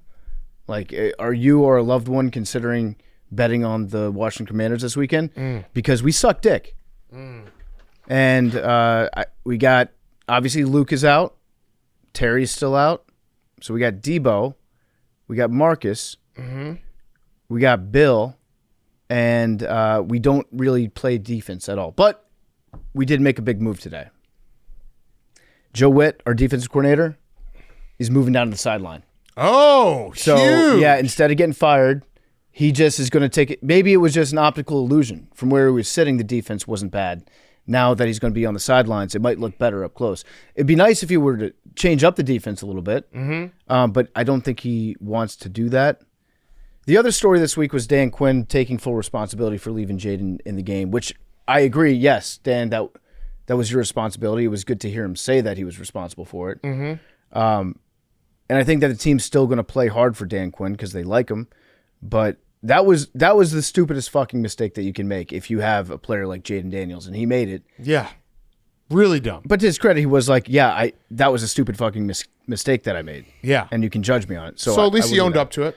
I will. I don't know. What do you think? I don't know. I think we are underrating Marcus Mariota. I agree with you on that. Yeah. I think the Lions might have some issues that are like they're a good team, but they might have a few issues. I don't know. The thing that scares me the most, and I probably will, like, this is my lean is the Commanders. I probably won't actually bet on this game. And actually, when I say that right now, I definitely will bet on this game because it's one of 3 afternoon games. So I take all that back. I will definitely bet on this game. The thing that makes me nervous is Dan Campbell off a loss. Yeah. I Really agree. good. I agree. I have a stat for you. Ready for this? Uh-huh. Teams after losing as a favorite of 7 points or more are 81, 57, and 3 against the spread, 58.7%, including 22 and 13 against the spread over the last 3 seasons. That's a high strike rate. That would be the Lions fall under that category, and I think there's one other I'm forgetting. Who lost his over 7-point favorite outright last week? So they're probably no. No, the Colts are 3-point favorites. But Who they'd am have I to be forgetting? a good team. They'd have to be a good team. Oh, yeah. Yeah. The Packers. Max just staring at me. Listen, I'm It's saying Packer Dan. stats. No, we're I'm just saying Bears stats. fans everywhere. Just so you know, we got Packer shut Dan up. this week. I'm saying we got stats. Packer Dan I already this bet week. the Eagles, so you I know, can't but say you're saying that. I'm just saying so stats. in your head. I'm in saying your head, stats. you're rooting for the Packers. No, I'm not. Yes, you are. No, if the Packers lose, the Bears win. The Bears will be in first place. Apparently, it doesn't matter when you're fighting for seeding. Well, no, if we were playing the Apparently it Packers doesn't- next week, it would maybe be different. Oh yeah, Yeah. So this is insane. it's okay to be wrong. I think I was just saying a Max's stat. problem- I was Yes, saying it's a okay stat. that you guys are wrong. Max's problem is that he just can't admit being wrong, and that's all right. Yes, This is a stat. me. This has me no that can't- feelings. It's a you problem. that can't Stats admit are just being no wrong. feelings. There's no feelings in a stat. You're getting mad at numbers, bro. You're getting mad at numbers. No, I Jared Goff and Dan Campbell are 21-8 against the spread off a straight up loss. Yeah, they're going to kick our ass. It's going to be an ass kicking. Yeah, you're and probably right. Nothing good is going to happen. I think that the one way that we could be competitive in this game is if we somehow figure out a way to generate pressure up the middle. And so when Jared's doing his play action, have a guy right in Jared's face when he turns around. But if there's not a guy already in his face as he turns around from the play action, he's going to throw for 450 yards against us. Maybe the field's wet. Yeah, we could lube it up real nice. Is it gonna rain at all? Anything outside of that, I don't know. Yeah, it's not gonna be fun. This is one of those weekends, and fan bases deal with this on a week-to-week basis. Like, there are some weeks that you know that you're about to get your teeth kicked in, and on Sunday morning you got to wake up. You gotta put on your jersey. You got to put on your matching like pants and your hat, and announce to the world that I am a Commanders fan on the way to my own funeral. And you just got to sit there and get your teeth kicked in and be like, well, we suck. Yeah, And then that's ready for it. That's for a lot of people watching the NFL. That's every week for them. Yeah, And that's just it's my turn. well, It's my watch. if Got we're to gonna punch the clock. If we're gonna spin it one good way, the Lions, if they do demolish the Commanders like you expect it to happen, that's good for whoever plays the Lions next week. Oh, who are they playing next week? Who are the Lions playing next week? Because then the Lions would be off a really big win. Yeah. Shut up. Oh yeah, they're playing the Eagles. Oh, are they? Yes. Wow. Max, you got to root for the Commanders this weekend, buddy. This is one of the dumbest debates we've ever had, and I just get so much joy out of it. It was like a throwaway comment that I made. I I was just like, man, you probably wish that they had won that game. We're huh? on episode 3 of this. I love it so much. The fact that the Lions are playing the Eagles next week. I've also been asking everybody that I see in my life what they think about this hypothetical scenario. But you never bring up the fact that it put the Eagles atop of the NFC. Yes, dude. When are you going to figure out that we manipulate the argument to win it? Like, how long is it going to take for you to figure that out? I don't care. I know what you do. I can't help myself. You know I can't help myself. And it's going to be. I always leave out the division, the conference standings. I've never brought up the conference. This is the one Monday night game that we're streaming all year, just so that we can talk about this for an entire game. I'm going to drop a bomb on the Eagles because I want Max. I want the birds to just fly, and I don't want. Listen, I don't want to be right. I don't want to be right. I'll do you one better, Max. You should kind of be rooting for the Eagles to lose this weekend, so you can beat the Lions. That's because if you look at the best rosters, I think that the Lions. Right. He's right. No, listen, hear me out, Max. The Lions are probably going to be, in my opinion, right now. It's still early. The Lions, I think, are more of a threat to go to the Super Bowl than the Packers are. Mm-hmm. I know they played Week 1, but that was so smart. But that was actually what happened after the Lions lost to the Packers Week 1, Max. I don't care. They got good again. Mm-hmm. They got good again. It's true. So. Just something to think about. Yeah, something to think about. Something to think about. The Packers win against the Eagles. They'll be 6-2-1. If the Lions beat the Commanders, they'll be 6-3. Then you got to worry. Then you got to beat the Eagles. The Eagles got to beat the Lions. Otherwise, they would. Yeah. Mm-hmm. You should be thinking about losing the Packers. Mm-hmm. Just to get yourself ready for the Lions. Yeah, on a short week. It's the hardest schedule ever. When I was looking at it and saw the Lions were playing the Eagles next week, I was like, well, I got to throw this in my notes. Max, do you hope that the Commanders beat the Lions? What would your thought be going to play against the Lions next week if the Commanders somehow beat them?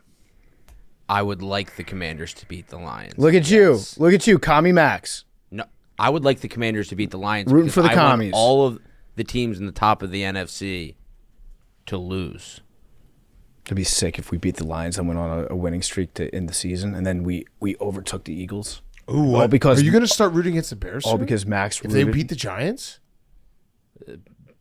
Bears aren't. Oh shit! Bears aren't on my radar yet. If they beat the Giants, it'd be 6-3. The Bears aren't even in the playoffs right now. I understand that. I don't think they're a good team yet. But I'm just saying, if they're 6-3, I had a fancy question for you guys. Jerry O'Connell, He's been calling me. He was upset that he did not know that Jaden Daniels injured his elbow when he started pounding his chest and being like, look what a great job I am as a fantasy owner. I started Brock Bowers. And you'll remember that Jerry in the preseason, he said that Jaden was going to break every quarterback record of all time. Jerry asked for permission to release Jaden Daniels from our team today. First of all, Jerry, he never asks us for permission for any of the moves that he makes. That was nice. That was respectful. I would like to see Jerry keep Jaden Daniels on the team, on the bench. Yeah. That way Jaden can get a ring if we win that league. Does he have an IR spot? He's got IR spots, yeah. So then do it. Put him on then, IR. Jerry, I want Jaden on that team so that he can be a champion at the end of the season. Yeah, that's fair. Yeah. IR spot. Put him on there. This is an order coming from the top. Okay, last game. Steelers-Chargers. Chargers are 3-point favorites. Over-under is 45.5. I think I saw a stat since 2008, these teams have just flopped wins and losses when they play. That sounds right. Yeah. So, and I think the Steelers won the last one. Yeah. And there's also going to be a lot of Steelers fans there. I would say so. And also, this is the first time Justin Herbert and Aaron Rodgers are playing against each other. And also, Joe Alt is out. And Joe Alt is out. And that Pittsburgh defense looked pretty good last week. The pass rush was there. Yeah. Jalen Ramsey at safety. So the big thing, though, is Pittsburgh, the Steelers, Mike Tomlin does like to play in his zone, and Justin Herbert shreds zones. But maybe Mike Tomlin's changing. I don't know. I don't think. Probably not. If I had to bet on whether or not Mike Tomlin was evolving and changing. Changing it all? Yeah, it doesn't matter what it is. Like if it's like the kind of toothpaste that he uses, how he likes his steak cooked, what kind of defense he runs. Nah. No. Hungry Dog? No, the last leg of the Hungry Dogs is the Eagles. Oh, huge. Huge. Eagles, 49ers, Patriots. So a 2-day Hungry Dog. Yep. Wow. Yeah. I like Fuck, that. I gotta ride with the dog. Let's go. I gotta Hungry ride Dog with the weekend? dog. Hungry Dog weekend. So wait, you said Steelers, Niners, No. no? Niners, Eagles. Patriots. Oh, Niners, Eagles, Patriots. Yeah, I like that. Do it. I'm doing it. I'll opt in. Let's go. Do you think that the Eagles are going to be more motivated because they're underdogs? Yeah. Yeah, I think so too. Absolutely. Motivation's a funny thing. Which no game has ever been broken down more from a motivational standpoint than this. Do you think the Monday Lions game. are rooting for the Eagles to win? Wait. No, because they are. No, the Lions are not rooting for the Eagles to win because they're in a division race with the Packers. So standings obviously matter a lot. No, but no, that argument didn't even work. No, he's right. Like at the end, You got to focus on the standings. at the end of the No, at the end of the season, like where the Lions finish when they compare record to record against the Packers. That like the Packers are too good right now. Yeah. They want the Packers to lose no matter what. Yeah, no matter what. Yeah. But if the Doesn't matter who they're playing the next week. Yeah. yeah, but the Eagles play the Lions next week. Right. So. Right. Yeah. But they need But they need the Packers to lose Yeah. because they're worried about the division. Right. I don't think you understand the division. Also, Max, Right, my bad. what's I'm so hard not about thinking what's about so hard that. about this? So they want the Eagles to beat. No, it's my bad. I'm not thinking about They it. want the Eagles to beat the Packers because they're in a division race with them. Yeah. Yeah. And also they play the Eagles next week. Right. So they're going to be super happy that the Eagles won because the Eagles won't be motivated to play against the Lions. Correct. Double win. This is actually like No, the but if easiest one of all. But if the Packers win, then the Eagles won't be as motivated against the Lions. no, if they'd the be Packers more win, the motivated, Eagles will you be idiot. super motivated. I'm getting crossed up here. We've submitted them. This submitted them. This game, your game, is actually more important to the Lions than it is to either the Packers or the Eagles. The Lions will be tuning into your game more than they tune into their own game. Right. They got a doubleheader this week. Got it. My brain needs to be better. Okay, let's do our TD parlay. Then we got Jerry's fantasy minute, and then we'll do our picks, and we'll get to Chris Long. The TD parlay we're going to do with DraftKings. Football season just got even better. Barstool is bringing you the game of the week every single week through the end of the regular season. Here's the deal. Every Friday, we'll announce a game of the week from the Sunday slate of games. This week, it is Tampa Bay Buccaneers hosting the New England Patriots. When the game of the week drops, all you have to do is share a bet slip on that game with the hashtag BarstoolGOTW through X or email, and you'll be entered for a shot to win one of 5 $1,000 bonus bets. That's right. 5 lucky winners every single week of the season. Download DraftKings Sportsbook app and use code TAKE to get on the action today. Boys, what are we doing? What do we got? Give us some TDs. I like George Kittle. Oh, okay. You guys like that? Yeah. That's our best friend. Love him. I like that a lot. Love him. What about a little bit lad? What about a little lad action? I like a little lad. You like lad? I think lad hasn't scored in a while. Maybe he scored last week. I feel like he's been a little. He's due, is what I'm trying to say. Yeah, little lad. He's like a little shifty in there. He's a little lad. You lose him in the end zone sometimes. Yeah, exactly. He blends in. Yeah. He did not score last week. Okay. Lad, Kittle, and then Max, build this real quick. Who else? Okay. Lad, Kittle, and then I'm looking at. Me and Memes both said the same guy. What did you guys say? Well, I'll let PFT say. No. first. Well, now we have to say it. Well, You have to say it first. I'm not going to say anybody in the Lions Commanders game, although you could find a lot of people that you could choose to score there. But I'm looking at the Cardinals Seahawks, and I'm thinking either JSN or I'm thinking Trey McBride. Yeah. What were you guys going to say? We were going to say Kyron.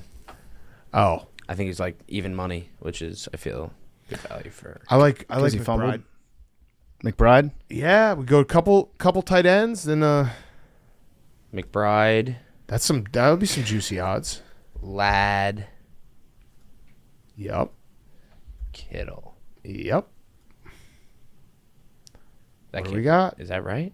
What is 15-1. it? Yeah. Yeah. That's pretty Okay. good. Yeah. Fuck yeah. Okay.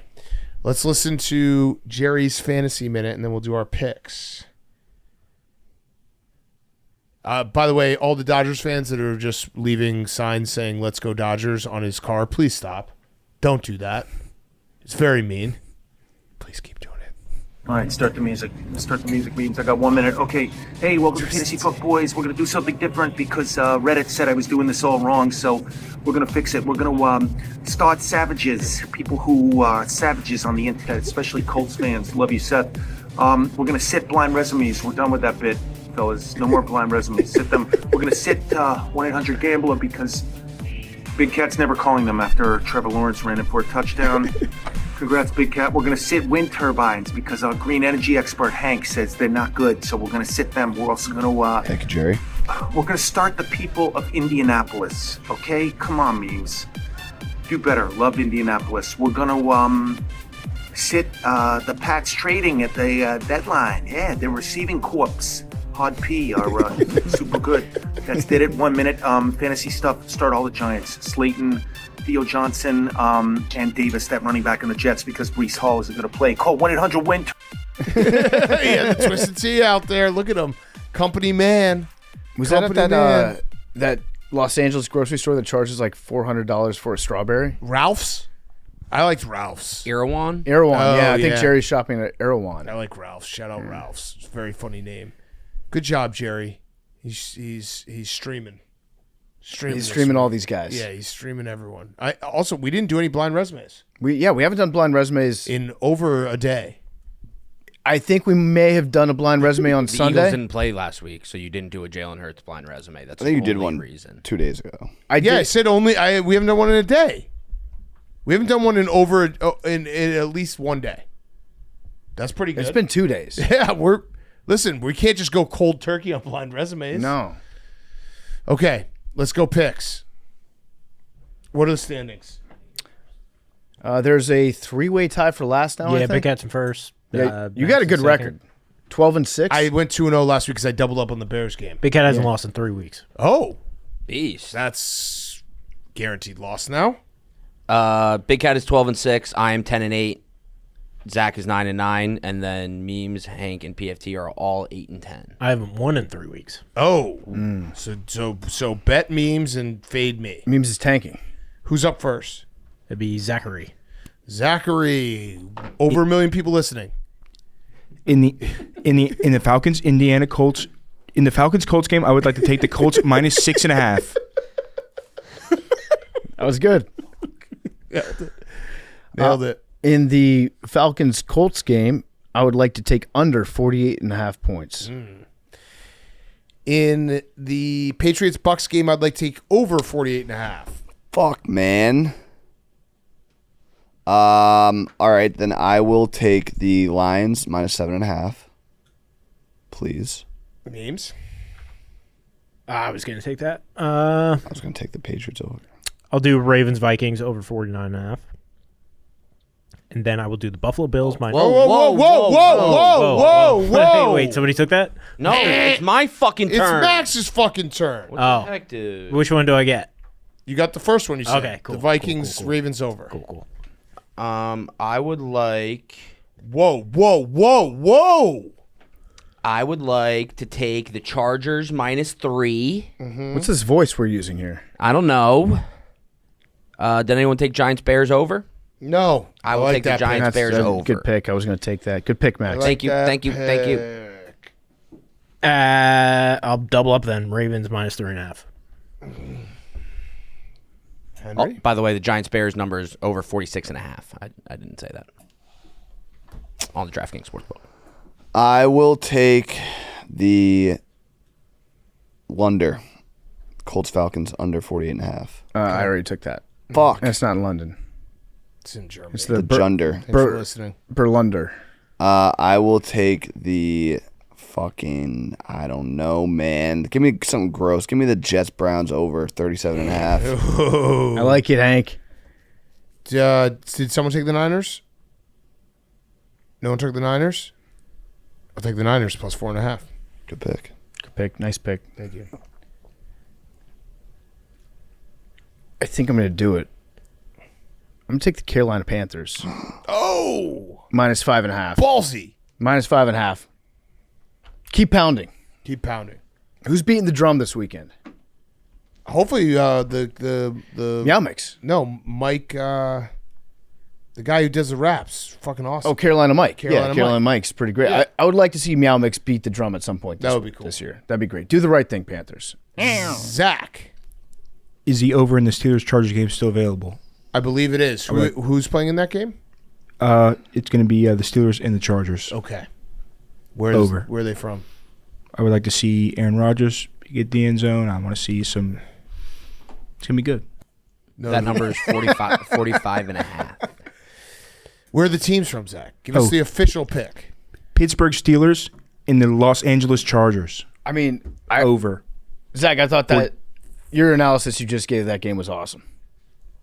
Thanks, PFT. Yeah. It was very funny. Great job. Okay, let's get it to Chris Long, and then we'll finish with Fyre Fest. Before we get to Chris Long, he's brought to you by our great friends at Twisted Tea. Twisted Tea is a refreshing hard iced tea made with real brewed tea and 5% alcohol. Twisted Tea is the perfect alcohol to keep the good times going all season long. Whether you're hanging out at a friend's house, catching a game at the stadium or at the bar, or just seeing where the day takes you, Twisted Tea is there to turn your day up a notch and make a good time a great time. I love Twisted Tea. I keep it twisted. You know what? Spur of the moment. I'm going to do it again. JMU wins on Saturday. Finnegan's Cove. I'm going to buy $500 worth of Twisted Tea for the people. Last time there were like 3 tables that showed up, drank $500 worth of Twisted Tea. We're running it back. Show up. Sig's inside. Love that place. Twisted Tea. Grab a tea. It's game time. Stock up on ice cold Twisted Tea today. And Chris Long is also brought to you by our great friends over at the Farmer's Dog. Blake is a Farmer's Dog. Stella is a Farmer's Dog. Facts. Dog. Max, is your dog a Farmer's Dog? Yup. Let's go. Farmer's dog. Love it. Nola. They love it. Yeah, Nola. Billy. No, sorry. Lil sorry. Nola. Sorry.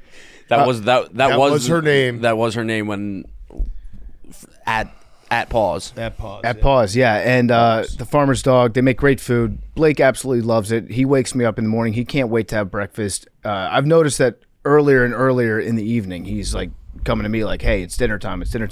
He wants that Farmer's Dog food. It was developed by board-certified nutritionists. The Farmer's Dog is human-grade dog food. It's made with real meat, real veggies. It's gently cooked to preserve nutrients. The turkey looks, every time I look at it, I'm like, I could eat this meal. I could. It looks like human food. It's not highly processed like traditional pet food, and it's super easy to portion it correctly. Just one bag. Some dogs get half a bag. Very, very easy to do, and your dog will love it. You can take the guesswork out of those serving sizes, and you can keep your dog healthy and thriving. And the best part is it delivers right to your door, automatically sending you new food as soon as you're running low on your current food. You don't have to go to the store. It just shows up, and it shows up on time. And they have 24/7 customer support with real people, because sometimes you have a burning question about your dog's food at 2 a.m. I actually just recently made the switch over. We're doing just turkey for Blake now, and I wanted to update the food delivery. It took me, I think, 10 seconds online to change the recipes that Blake was getting. It was super easy. Get 50% off your first box of fresh, healthy food at thefarmersdog.com/bigcat. Plus, you get free shipping. Just go to thefarmersdog.com/bigcat. Get 50% off. That's thefarmersdog.com/bigcat. And now, here is Chris Long. Okay, we now welcome on a very, very, very, very special guest, our good friend, Chris Long from the Greenlight Pod. You can see him every single week. Does an incredible job. Breaks down all the games, talking ball, talking just friendship. Great time. His Virginia Cavaliers are right now, if the playoffs started, would be in the playoffs. He also, which we haven't even said this to you, but you, just so you know, a heads up, the book that we're writing for PMT, you are going to have to write a chapter as our first guest ever. It's great to see you. Do you want to start with Virginia? Is Virginia for real? Are you guys going to the playoffs? Well, I think we are, dude. I'm like, that's what $20 million will do for a team.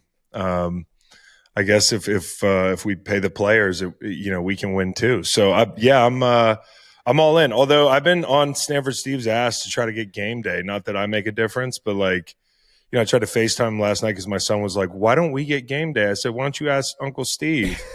I love that. Up. That's a great move. We can start that movement. I'll sign up for that. Do you guys have a big game coming up? We got Wake Forest this weekend. Yep. And then we have Virginia. We have Duke. We have Virginia Tech though. We barely ever beat them. Yep. But I think this year we're going to beat them. Yeah. I have a good feeling. It's really the autumn of Chris Long. All your former NFL teams are doing well too. Yeah. If you had to do one, gotta go. I guess they are, dude. For like I guess they are. If you had to pick one that you would eliminate, one got to go. All of Chris Long's former teams: the Eagles, the Patriots, the Rams. Which one are you putting off to the side? Is this like a fuck, marry, kill situation? Kind of, but you're fucking two of them, and you just have to kill one. Okay, and I'm killing like this year's team based on Yes. like the aspirations of this year's team. I hate to say it because I just have so much respect for the Rams, and the Eagles just won a Super Bowl.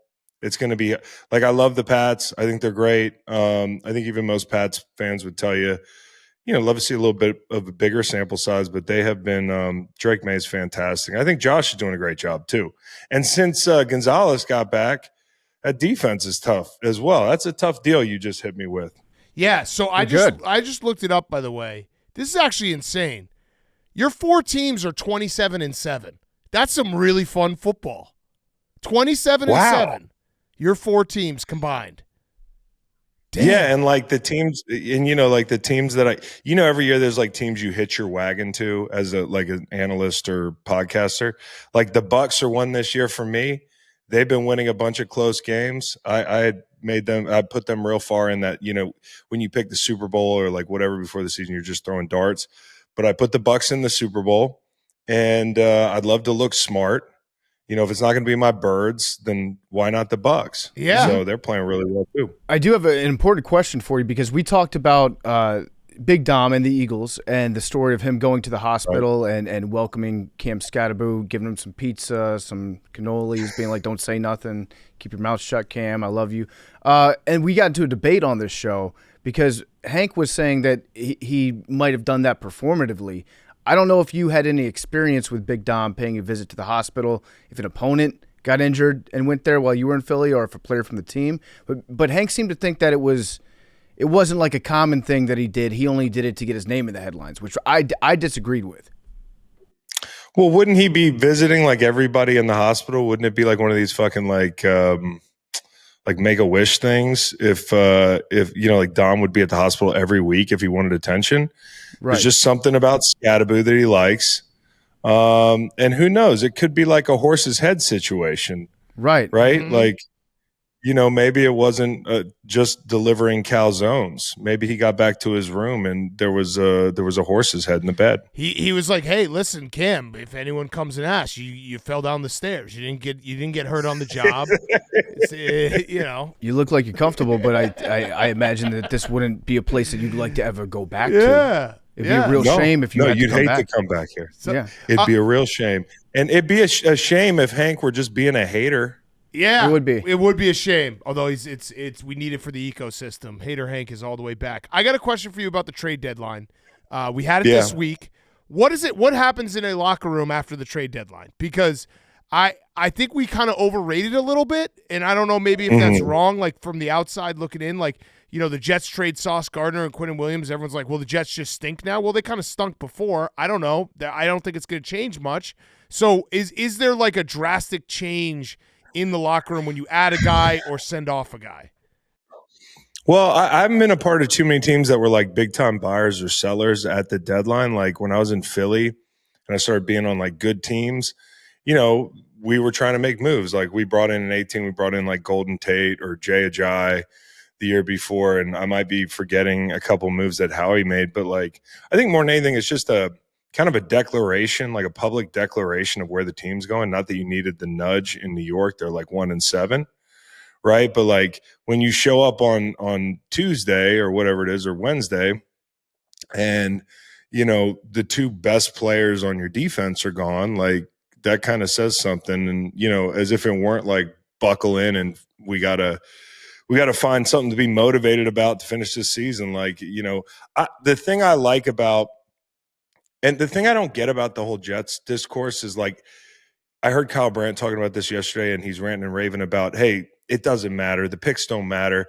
Until they have a good quarterback, it doesn't matter. Did they not draft Sam Darnold? Yeah. Right. It's not just about the quarterback. It's about building the program the right way. And, you know, I'm actually a fan of, for the receiving team, especially the Sauce Gardner trade. I think both teams win in that situation. Although it's not like kind of common to trade away lockdown corners. Yeah. Mm-hmm. Yeah. I love the move for the Colts. That was their secondary was definitely a weakness. And now they got another dude. And Lou Anarumo, I can't ever say his name. Sweet Lou Anarumo. Sweet Lou.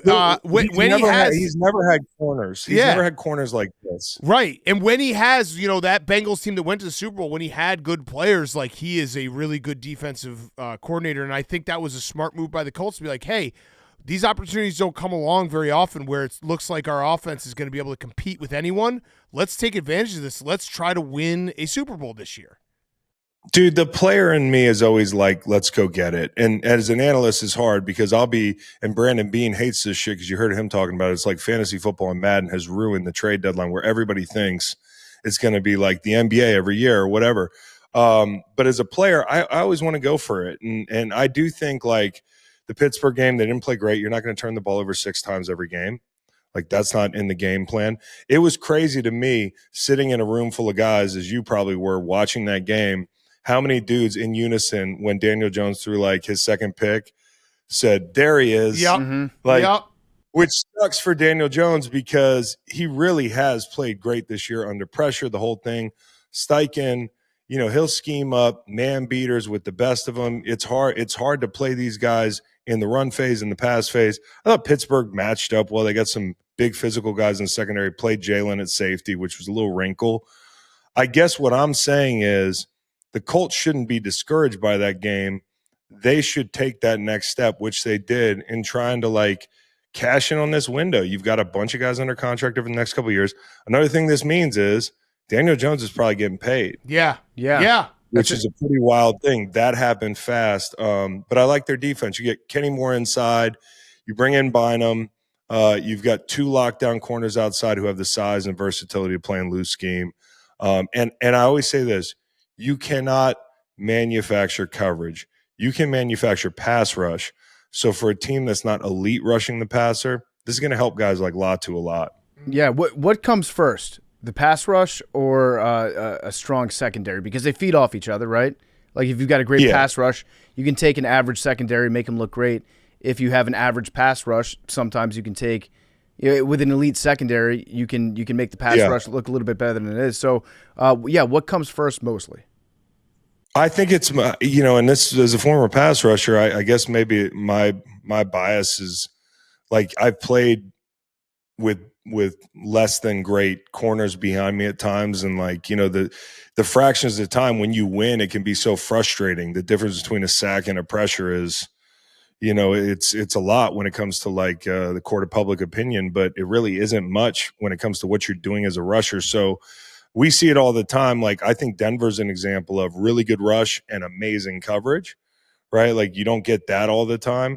I just think like if you put 2 lockdown corners outside and you can man up, which and you can press, which kind of increases that kind of fractions of time equation we always used to talk about, then I think it is coverage and then rush. That's why, like, if I had an opportunity at, you know, like a generational pass rusher with nobody behind him or a generational corner with decent rushers up front, I'm taking the generational corner. Yeah. Yep. I got a question about the Lions. They lose that game to the Vikings. Are the Lions okay? Because I think we think they're okay, but that was a weird one, especially with the Vikings being able to stop their run. And like, the Lions have had a couple games where they played the Chiefs. They got kind of handled by the Chiefs on Monday Night Football. They come back, they beat the Bucs. That was a very nice game for them. But there's been a couple points where it's like, I think the Lions are good. I think they're okay. But just some weird situations where it's like, are we sure their offense is humming the way that we think it is? Because, beating up the Bengals doesn't really get you credit. No, the league should honestly hire the Bengals to play this just this way, like every week. Yeah. Because they made a Jets game exciting. They made that Bears game incredible last week. Like it is insane. But I just, for the Lions, and this isn't me waffling because I did take the Packers to win the division, and I still think the Lions are a playoff team, and I still think they're one of the NFC elites. But they're not who they were last year. Like it is hard to make the transition from coordinator to coordinator. Their scripts have been very good. They start the game strong. But at times, like the play calling aspect of it leaves something to be desired. I think the interior offensive line is the big theme, right? We all love Jared Goff, think he's a fucking stud, right? Like this didn't take anything away from him, but pressure up the middle at his feet is kind of his worst enemy. And, you can look at metrics to say he's great under pressure and that sort of thing. But if he's got to move off his platform, and if he gets the feeling that, hey, that wall is not being set in the middle of the pocket like he's accustomed to, it is a big difference. Like Glasgow playing center is way different than Ragnow playing center. I think Ratledge is great, but Mahogany just left on a cart last week. And Ratledge has been injured. Decker's been injured. I just think schematically, you saw this last week, B-Flow and the Vikings took a step forward, right? Like they blitzed the fuck out of those guys. And not even like to their standard every week from a volume standpoint, but just the precision with which they attack the A-gaps. Jahmyr Gibbs gave up like 7 pressures. So teams are onto this problem. I think schematically the Vikings gained some ground because you got a first-time play caller. And I think the Packers, from a physicality and a roster standpoint, gained ground. So, and I think the quarterback in Chicago, it felt like just yesterday, Dan, you were on my show, like, I'm fucking done, dude. That was after week 2. It was scary hours. And then I found the gateway, and the gateway's been correct. I was like, hey, this team can put it back together. But yeah, it's been. The Bears they're not going to win the NFC North because I don't trust the defense. No. But I've been saying for a while now, Ben Johnson has clearly changed the culture, and it's clear this team is fighting in a way that that Bengals game they would have lost. It would have been like a 4th and 18, and Justin Fields getting sacked or Caleb Williams getting sacked to end the game. They're fighting in a way that they haven't fought in the last couple regimes. Well, dude, they run the ball great. Yep. Which is one of the reasons I texted you last week and I was like, yo, I'm betting the fuck out of the Bears. And then for like 35 seconds at the end of that day, although you were busy making like an untold amount of money on that Jersey Jerry parlay, I was freaking out. It's the same thing this week. Like they run the fuck out of outside zone. The Giants give up a bunch of explosives. They have a bunch of explosives on the ground. Like I love that. But what I was going to say is the running back or the quarterback, Caleb Williams, like, I don't think it's unreasonable to say he's the most talented quarterback in the division. Talented. There's people that look at Jordan Love's big arm and that sort of thing, and they say, like, but he's got a different kind of talent, like the extension of plays, the throwing off platform. Like, that's big in today's NFL, the athleticism, the extension of plays. I like Caleb, dude. And I think, honestly, like, you look up in 2 years and you might be really well positioned in this division. So, yeah. And you said it. I saw the left tackle, 79, dry block somebody into the bench last week. Yeah, it's just attitude. Yeah. Is it Benedict? No. Yeah. Left is Benedict. He's struggled a little bit. Darnell Wright was throwing people out the club too. But Darnell Wright, he has turned into Penei Sewell. Yeah, he was ready to make that leap. But I think Darnell Wright should be talked about just about in the same light. I think he's fucking fantastic. So I guess I'm just saying Detroit, they're used to a certain luxury when you're the big bad wolf in the division and you're so physical, but like that system. Okay, over the last 3 games, I think look at their yards per carry. I mean, look at Gibbs' yards per carry. You take away, I think, the 78-yard run against Tampa, which is a big if were a 5th thing, but like they're just not productive on a consistent basis on early downs. And so, and the secondary, we haven't even talked about that. Like there's a bunch of dudes off the street. It's a bunch of dudes that, and they just play man. And like the Tampa game, I'm sorry, I'm rambling, but the Tampa game, Baker played as bad as Baker could have played. Yep. And he missed a lot of those schemed up opportunities. JJ didn't even play that great, just took advantage of some of them. Yeah. Mm-hmm. Yeah. I think this is a get right week though for the Lions. I feel like you could not draw this up any better for the Lions than playing against the Commanders. Huh? Yeah, we were talking about this earlier this week, how the Commanders, They've now lost 3 games in a row by 21 or more points, which you'd have to go back to 2020 to find a team that did that. And then they're on the verge of potentially losing a 4th to the Lions, who desperately need a win.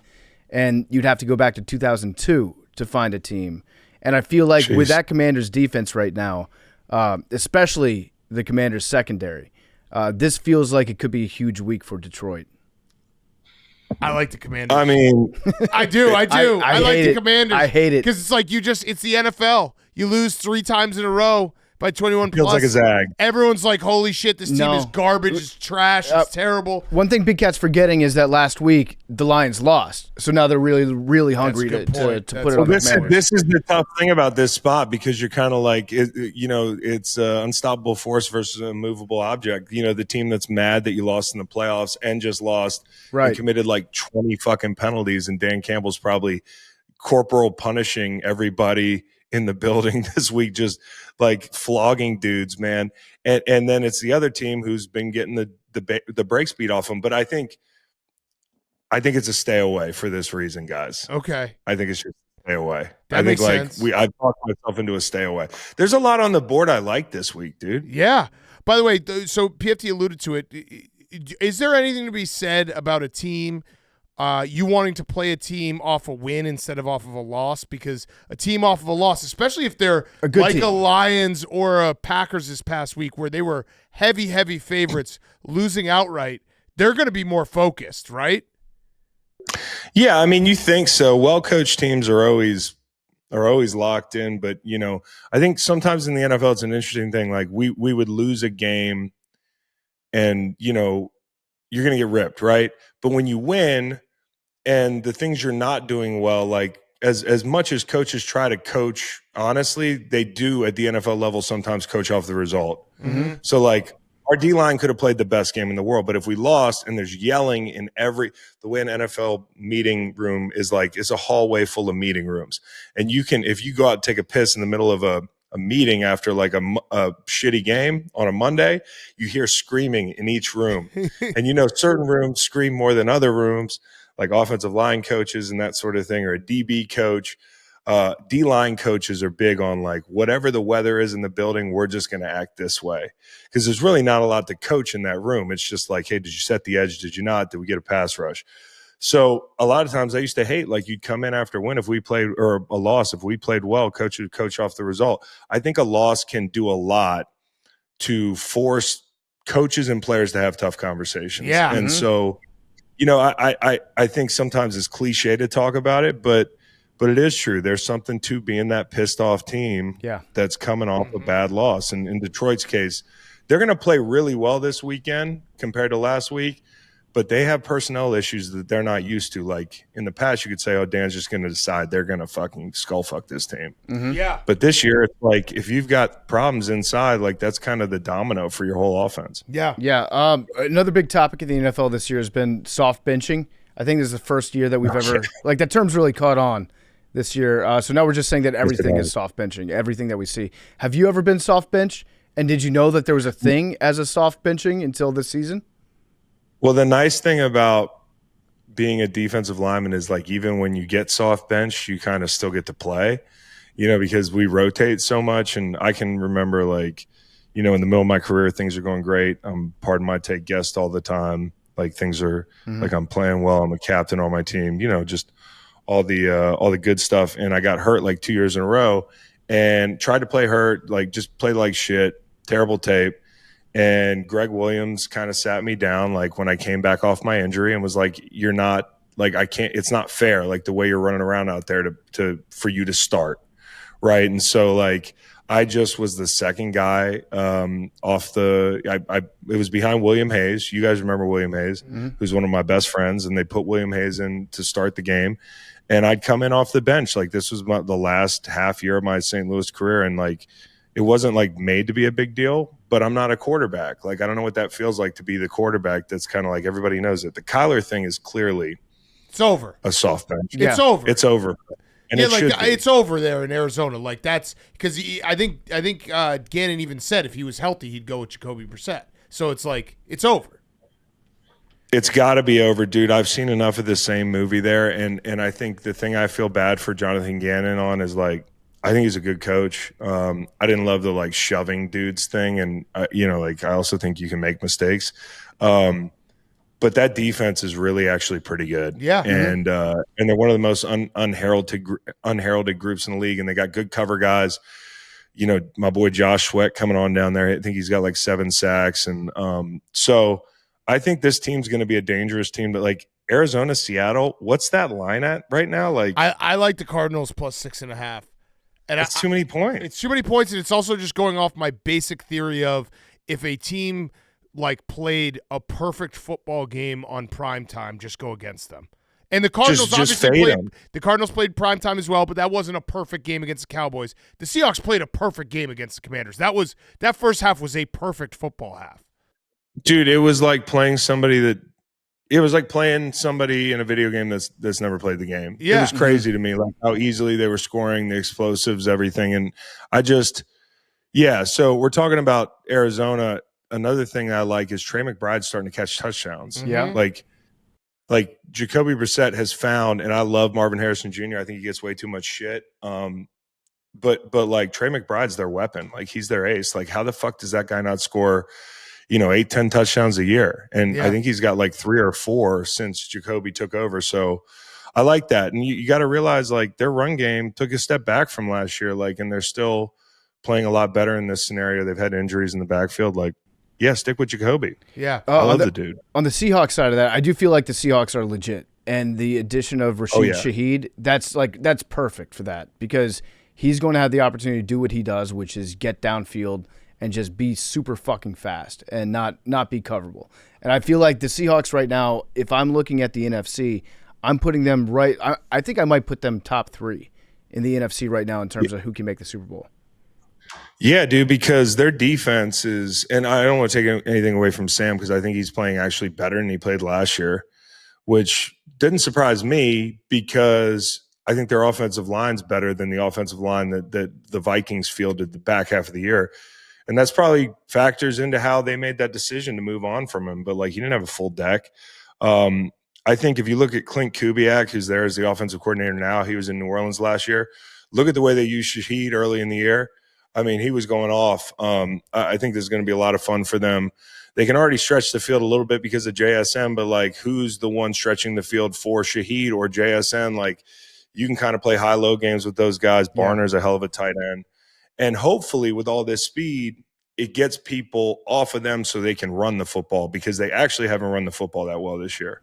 Yeah. They're always playing like a hot, cold game with their running backs where it's like, okay, hopefully Kenneth Walker's going to have a good night. Okay, maybe it's Charbonnet's night. And it takes them sometimes like a quarter and a half, a full half of football to figure out whose night it really is going to be. And by that time, it can be just too late to get the running game going. But, yeah, I'm buying big time on the Seahawks right now. I got a question for you about, you mentioned Jonathan Gannon, hands on the player. Where do you land on that? Are you a hop on Twitter and be like, don't like this? If anyone ever put their hands on me, I'd fucking kill them. You don't do this. Or is it more, no, hey, look, it's a passionate sport. You probably shouldn't do it, but shit happens on the sideline. Well, I think baked into my analysis is the acknowledgement that there are plenty of dudes on a 53-man roster who are going to want to choke the coach. Yes. Like, and maybe I'm one of them in that situation, but I'm not going to get on Twitter and like, huff and puff and put my chest out. The problem is like, I don't really like either reaction, which is the like, oh, I'm going to find Jonathan Gannon in the parking lot and beat him up. Or the reaction of the dude that never played a sport, hadn't played a sport since high school, being like, hey, toughen the fuck up, NFL player. Like, coaches put their hands on kids. I'm like, yeah, maybe on your youth football team, but like, we're adults and this is a workplace. And it's kind of a slippery slope. If I don't like something a coach says, do I get to put my hands on the coach? Do I get to, I think it's funny because fans always find a way to side against the working class, if you know what I mean, relatively speaking. In that situation, they always take the side of the coach or the GM or whoever it is, anything but the player. And that was it was a stupid fucking play, but you could have avoided all that by just taking him out of the game. I do think there's you said the workplace. It's funny because I do think one of the disconnects that happens between fans and players and fans in like professional sports is how much you're playing a sport. Yes, it's you're getting paid millions of dollars, but how much of your existence day to day is truly like work. Like you are going to the office from 9 to 5. You are doing it's totally different. Everyone would love to do it. It's not saying that it's not the best job in the world, but at the end of the day, like you guys are going to work, and you're like everyone assumes that players are best friends with each other. Like no, they're coworkers. So there are some. Well, best the funny thing is, the funniest thing is like people will be like, you know, when you're like, hey, we work really fucking hard. They're like, not as hard as a Marine in Afghanistan. That's true. I'm like, okay, well, what about like an accountant? Who's watching like who's hanging out watching Barstool all day, which I love that. I love that guy. Yeah, which is great. And like I'm now in the private sector, I'm You're now civilian. Yeah. I'm quote unquote. I'm not I'm not laying my life on the line for the NFL anymore. But like, work is hard. It's hard for everybody. I mean, but that's a different kind of stress, dude. Like I don't think I realized until I got out how wired we all are in that scenario. Like they're just things that are not acceptable at any other workplace in America. And it is funny to me that people always want to compare it to like the people that obviously we can't compare to, which are like police officers or first responders or like, Marines or something. Like it's a fucking hard job and guys are on edge, and like you got to be able to control your emotions, players and coaches. Like you just don't put your hands on anybody in a situation like that. I mean, it's not that hard. Yeah, and this is not saying that we're comparable, but probably the only place you could compare it to is Barstool Sports, and the fact that we had a controversy of Max putting his hands on Hank in the gambling cave, and everyone was like, we had a lot of people who were like, I would fucking slap the shit out of Max if that happened to me. It's like, dude, they're friends. Like they get emotional. Who cares? Meek, Phil, and Clemmer. Sometimes when you get two alphas in a room, sometimes they butt heads. You can't do anything about it. You just gotta let them sort it out like bull elephants out in the wild, and then nature. Actually, there's a third type of guy. There was a guy that, like you said, would be like, oh, back in my day, my coaches used to beat me up, and I turned out fine. Also, they turned out not in the NFL. That's the best. That's the best. I turned out fine. I'm like a 50-year-old tweeting drunk or something. Yeah, I'm just cussing at Chris Long on Twitter because I'm pissed off because an NFL head coach should be able to push one of his players. Yeah, but I'm good. I think the bigger highlight in that is that it says a lot about how Gannon looks at DeMarcado, because I don't think he would have done that to Josh Sweat. Yeah. And also, no, you're right about that. There is something to that, and people always say, well, what about Andy Reid and Kelsey? Like, okay, now there's nuance where these guys have been together for 20 years, and they are kind of like equals. Like Travis Kelsey and Andy Reid are kind of equals, dude. And, DeMarcado, who, might get cut, he's fumbled a ball on the goal line. Like, it'd be one thing. And honestly, like, coaches, if coach comes up, slaps this is an interesting nuanced discussion about touching players. But, like, if you come up and you put both fists on the shoulder pads, you're like, come on, man. Like, there's some hyping the guy up to that. Or even if you give him a pat on the back, like on the way. Yeah. Or you touch his helmet just a little bit. Yeah. But it was the way that Gannon kind of twisted his body. Yeah. Like you could see the frustration. It was almost like he was spanking him. Yeah. Mm-hmm. Yeah. You know what I'm saying? Like when you get the hip twist in there, you want to avoid that. Yeah. And I actually don't love how the Cardinals handled it either. They fined Gannon, like the team fined him. And so now all the players are like, well, this guy's not calling the shots. He just got bitched by the ownership. Yeah, it's a mess. And that's just why it's further evidence why you just don't draw attention to your team that way. It's so funny. People, the same guys that are like, they're the first ones to blame players when there's a distraction, which is, the most misunderstood word in the NFL, are the ones defending the guy who's got the media crowded around the podium on Tuesday because he pushed a fucking player. Yeah. Like, just avoid that bullshit. Have you ever been distracted? I do love that term when it comes to football. Like, oh, this guy, he's a locker room distraction. Like everyone's going to work and be like, I was distracted by setting my NBA fantasy lineup on game day, dude. I swear to God, we used to play NBA fantasy like heavy, dude. We used to rent out the Ritz-Carlton ballroom and have our drafts with like, it was a big deal. It was kind of like in what's the movie where Paul Rudd's doing he's doing the fantasy baseball draft and then he drafts Nomo and his wife shows up and she's all pissed off. What's that fucking movie? I Love You, Man? Yeah. I Love You, Man? Yeah. I want to watch Spider-Man too. Yeah. Like it was like a big deal. We had like in-person drafts and like Jolon Dunbar and Cortland Finnegan. But that shit is tough to keep track of. And on Sunday mornings, like I swear, sometimes I come back in from warm-ups and set my lineup. Yeah. Which fans would not be happy about. Yeah, NBA fantasy is it's a different beast. I tried doing it 1 year, and this is way too much work for me. Way too much. We should do dingers only, but for dunks. Yeah. Only I dunks. mentioned that before. Yeah. Yeah. Dunks only. We got to track it.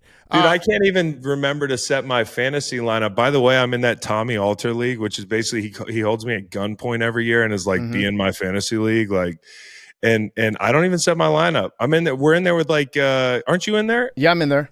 Isn't like Tim Robinson in there? Tim Robinson's in there. I'm trying to Pablo Torre's in that. I think. Dude, I think Pablo Torre's in first place. You might not want to be in a group text with Pablo Torre. He might hack into your mainframe. Jesus. What? Wait, is there money involved in this league? Yeah, there's some money. Okay, because that's the thing is like I can't do a fantasy league if people invite me and it's like, $100. Like I'm not going to check it. I'm just not going to check it. No, there has to be a punishment. Good fantasy leagues are defined by the punishment. But also this, I didn't draft my team because Tommy kept changing the fucking day like he always does.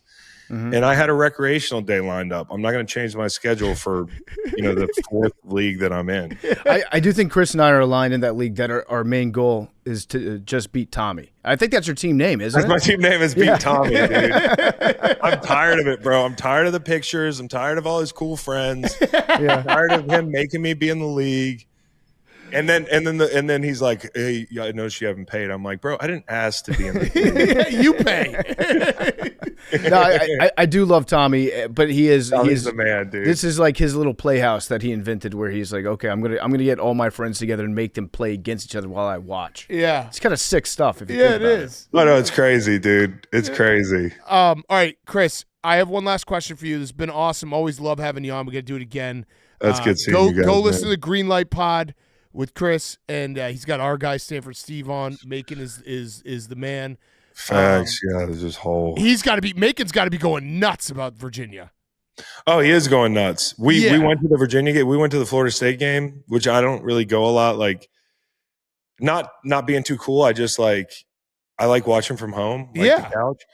But I rushed the field with him. He talked me into rushing the field, which was sick. And some FSU player's mom cussed us out because we rushed through the Florida State section, but Macon was going nuts, dude. He was skipping on the field. It was awesome. That is awesome. It was maybe the best field rush of all time. It's also the fastest. It looked a little scary. Yeah. Oh, dude, there was a guy that disappeared in the Squirrel White. Yeah, is he okay? Did he make it out of there? No, we haven't seen him since. It's in a milk carton. He's gone forever. Okay, last question, Roback question, RHOBACK.com. Promo code TAKE, 20% off your first purchase. Q-zips, polos, hoodies, joggers, shorts, Roback.com, promo code TAKE. Week 10, give us, if you want to go one or two best bets, games you're looking at, maybe most interesting games. You don't have to, I don't want to put you on the spot and have it be a pick that everyone's like, oh, Chris steered us the wrong way, but maybe something you're feeling. No, and for the record, if I blow this up, I was 5-0 last week. So, all right, I really like the Ravens. Really? I think the Ravens roll this week, and yeah, I do. I think Detroit played so poorly last week, and people are overvaluing Detroit. Mm-hmm. And I feel like since Kyle Hamilton's been unleashed in the box, I also like the Draymond Jones trade. I think this team knows that they have no margin for error. Lamar's back. It's like it's time to go, man. And I think I hit my stat guy up a little bit earlier. I'll give you one little nugget here. Yeah, I mean, also off that, I like that as well. Just you can't blitz Lamar, and Brian Flores likes to blitz. Detroit did that well, but that was a funky spot. They did. Vikings defense versus scrambles this season, 30th in success rate allowed, 29th in EPA per play allowed, 27th in yards per play allowed, and so I really like the Ravens. I also like the Bucs. Okay. It's a good time to bet. That's another one where actually off of that, I'm curious because I was looking at some numbers, and Drake May's been phenomenal against the blitz this year. Todd Bowles wants to blitz. Is a guy like Todd Bowles a good enough, different enough blitzer? Like, is it a situation where he will throw stuff at Drake May that Drake May has never seen before? It's not just, hey, Drake May's good against the blitz, Todd Bowles blitz, the Drake May's going to kill him. Well, I think it's like Todd Bowles prefers to man up and be aggressive, like if he can. And one of the reasons he was so giddy this offseason was like, hey, we found a couple young, man-to-man corners, which, over the last couple of years, at times he's had to be out of character. I think it's mostly about like those young offensive linemen who have been good. I think Will Campbell's a good player, man. I think he's going to be a really good player in this league for a long time. But, they've given up some pressure. Last week they gave up some pressure on twists and stunts. So I just feel like in a game like this, I'm going to trust the more proven commodity. And if the Pats beat them, great, man. That's a big win for them. They can hang that up there with the Bills win because they are a team that I respect a lot. Yeah. I got one more kind of like detailed football question for you, but it's more about us being dumb and not really understanding when people dive deep into the numbers. I've seen a lot of discourse recently about 13 personnel, about 12 personnel. Yeah. I understand what the numbers mean. We learned that like 4 years ago. I think we retained that pretty well. It's one running back, 3 wide receivers, or one running back, 2 wide receivers, 2 tight ends. Sorry. Tight ends. We're almost there. I almost got it. 90% of the way there. Why are we talking about this all of a sudden, and which teams are the smartest in using those things? That's a great question, PFT. Great question. We've heard Greg Olson talking about this, and I think there's something to be said for it. Teams that get heavy, right? So you match their personnel. And by get heavy, I mean 2 tight ends on the field, 12, 13 personnel. You implore the opposing defensive coordinator to put a third linebacker on the field, right? Yeah. And then you throw the ball on them. And, one of the cases that's being made right now is that, Seattle, who likes a bunch of tight ends on the field, likes these bigger sets because they like play action. They like a lot of bodies on the edge to slow rushers down, which is why I think they're brilliant in that way. But, like they get in those deals to throw the ball. And so when I think about like using 12 personnel, that's a perfect example, like get heavy and pass. And then there's teams that refuse to get heavy defensively and you run the ball on them, ideally. So I think that's the biggest thing. I don't think there's a ton of great defenses in the middle of the field in the NFL. Mm-hmm. So like look at the Bills. That game last week was amazing, and I'm going to get off in a second, but like how the whole thing is like, yeah, but the Bills are going to lose in the playoffs. Here's the Bills' best hope is like, I don't know what Kansas City does to cover the tight ends. Yeah. Because with Reed, their safety going to New Orleans, like they're down a cover guy. They're not a great rush football team. Pass rush outside of Chris Jones. Like that to me is like the Bills have owned the middle of the field. How do the Bills continue to win, without great wide receivers outside? They own the middle of the field. And so if they get in these 2 and 3 tight end sets, more so two tight end sets, and they used a fullback a lot last week, like you saw Gilliam on like those lead plays, like that's coming back a little bit. And I like it, man. Yeah. Because as a rusher, I don't like that shit. It's not that tight ends are big and strong. They're in the fucking way. And they make you adjust your angles. Like they make you get outside of them, fit in a crease, like whatever. It's just there's more traffic. Yeah. That's why I like Arroyo. He's a big dude that can be on the end of that line in Seattle, and he's also a great pass catcher. Yeah, and they ask all those guys to block. That's why like Cooper Kupp came in and that sort of thing, which, it's cool to see guys bought in, blocking. How about shout out to Mercedes Lewis too? Yes. Yeah, still doing it. Yes. It's Older incredible. Incredible. Yeah. All right, Chris, you're the best, man. Thank you. Right, hope to see you soon, and everyone go subscribe. Good to Greenlight see Pod. y'all. He's crushing it every single week. Trying. Love y'all. See Thanks, ya. Chris. Chris Long was brought to you by Chevy. Football season's here, and if you're grinding through the week or gearing up for kickoff, there's one ride that's always game ready, the Chevy Silverado. The Chevy Silverado is a longtime partner of Part of My Take. It's our favorite truck. It's all about grit. From job site to tailgate, Silverado lets you show up strong and tackle any task. Built for the hustle, ready for the game, Silverado is America's most dependable full-size truck. For J.D. Power 2025 award information, visit jdpower.com/awards. Head to Chevy.com. Learn more and build your own Chevy Silverado today. And Fyre Fest of the Week, as always, is brought to you by Morgan & Morgan, America's #1 injury law firm. We know that life comes at you fast. 1 minute, it's the summer, you're golfing every day, and the next, it's dark outside at 5 p.m., polar vortex inbound, golf season's over. When you find yourself in the middle of your very own Fyre Fest, you might just need America's largest injury law firm in your corner. Morgan & Morgan has been fighting for the people and helping with your Fyre Fests for over 35 years. With Morgan & Morgan, it's easy to get started. Their fee is free unless they win. You can check them out at forthepeople.com/PMT. That's forthepeople.com/PMT. Okay, Fyre Fest of the Week. Henry, what do we got? Fyre Fest of the Week. Just being old, we did a Barstool After Dark dodgeball stream on Tuesday. Mm-hmm. Yeah. There's 20 of our people. Me, Max, PFT played. There's 3 college dodgeball teams. Mm-hmm. And we probably played 25 matches. Mm-hmm. Didn't win a single one. No, we won. That's not true. Oh, yeah. true. We won 2 matches. We won, actually. yeah, 20 versus 3. Yeah. Finally. Back to back. And then we lost to 20 versus 3. You're just doing semantics at this point. You are doing semantics. You won a match. Wait, is he doing semantics or some antics? Both. He's doing both, yeah. Both. Yeah. But my body was sore after, and it's gotten worse every day I've woken up since. Yeah. Like I was more sore today than I was yesterday. Same. I woke up this morning, my shoulder was just, I couldn't move it.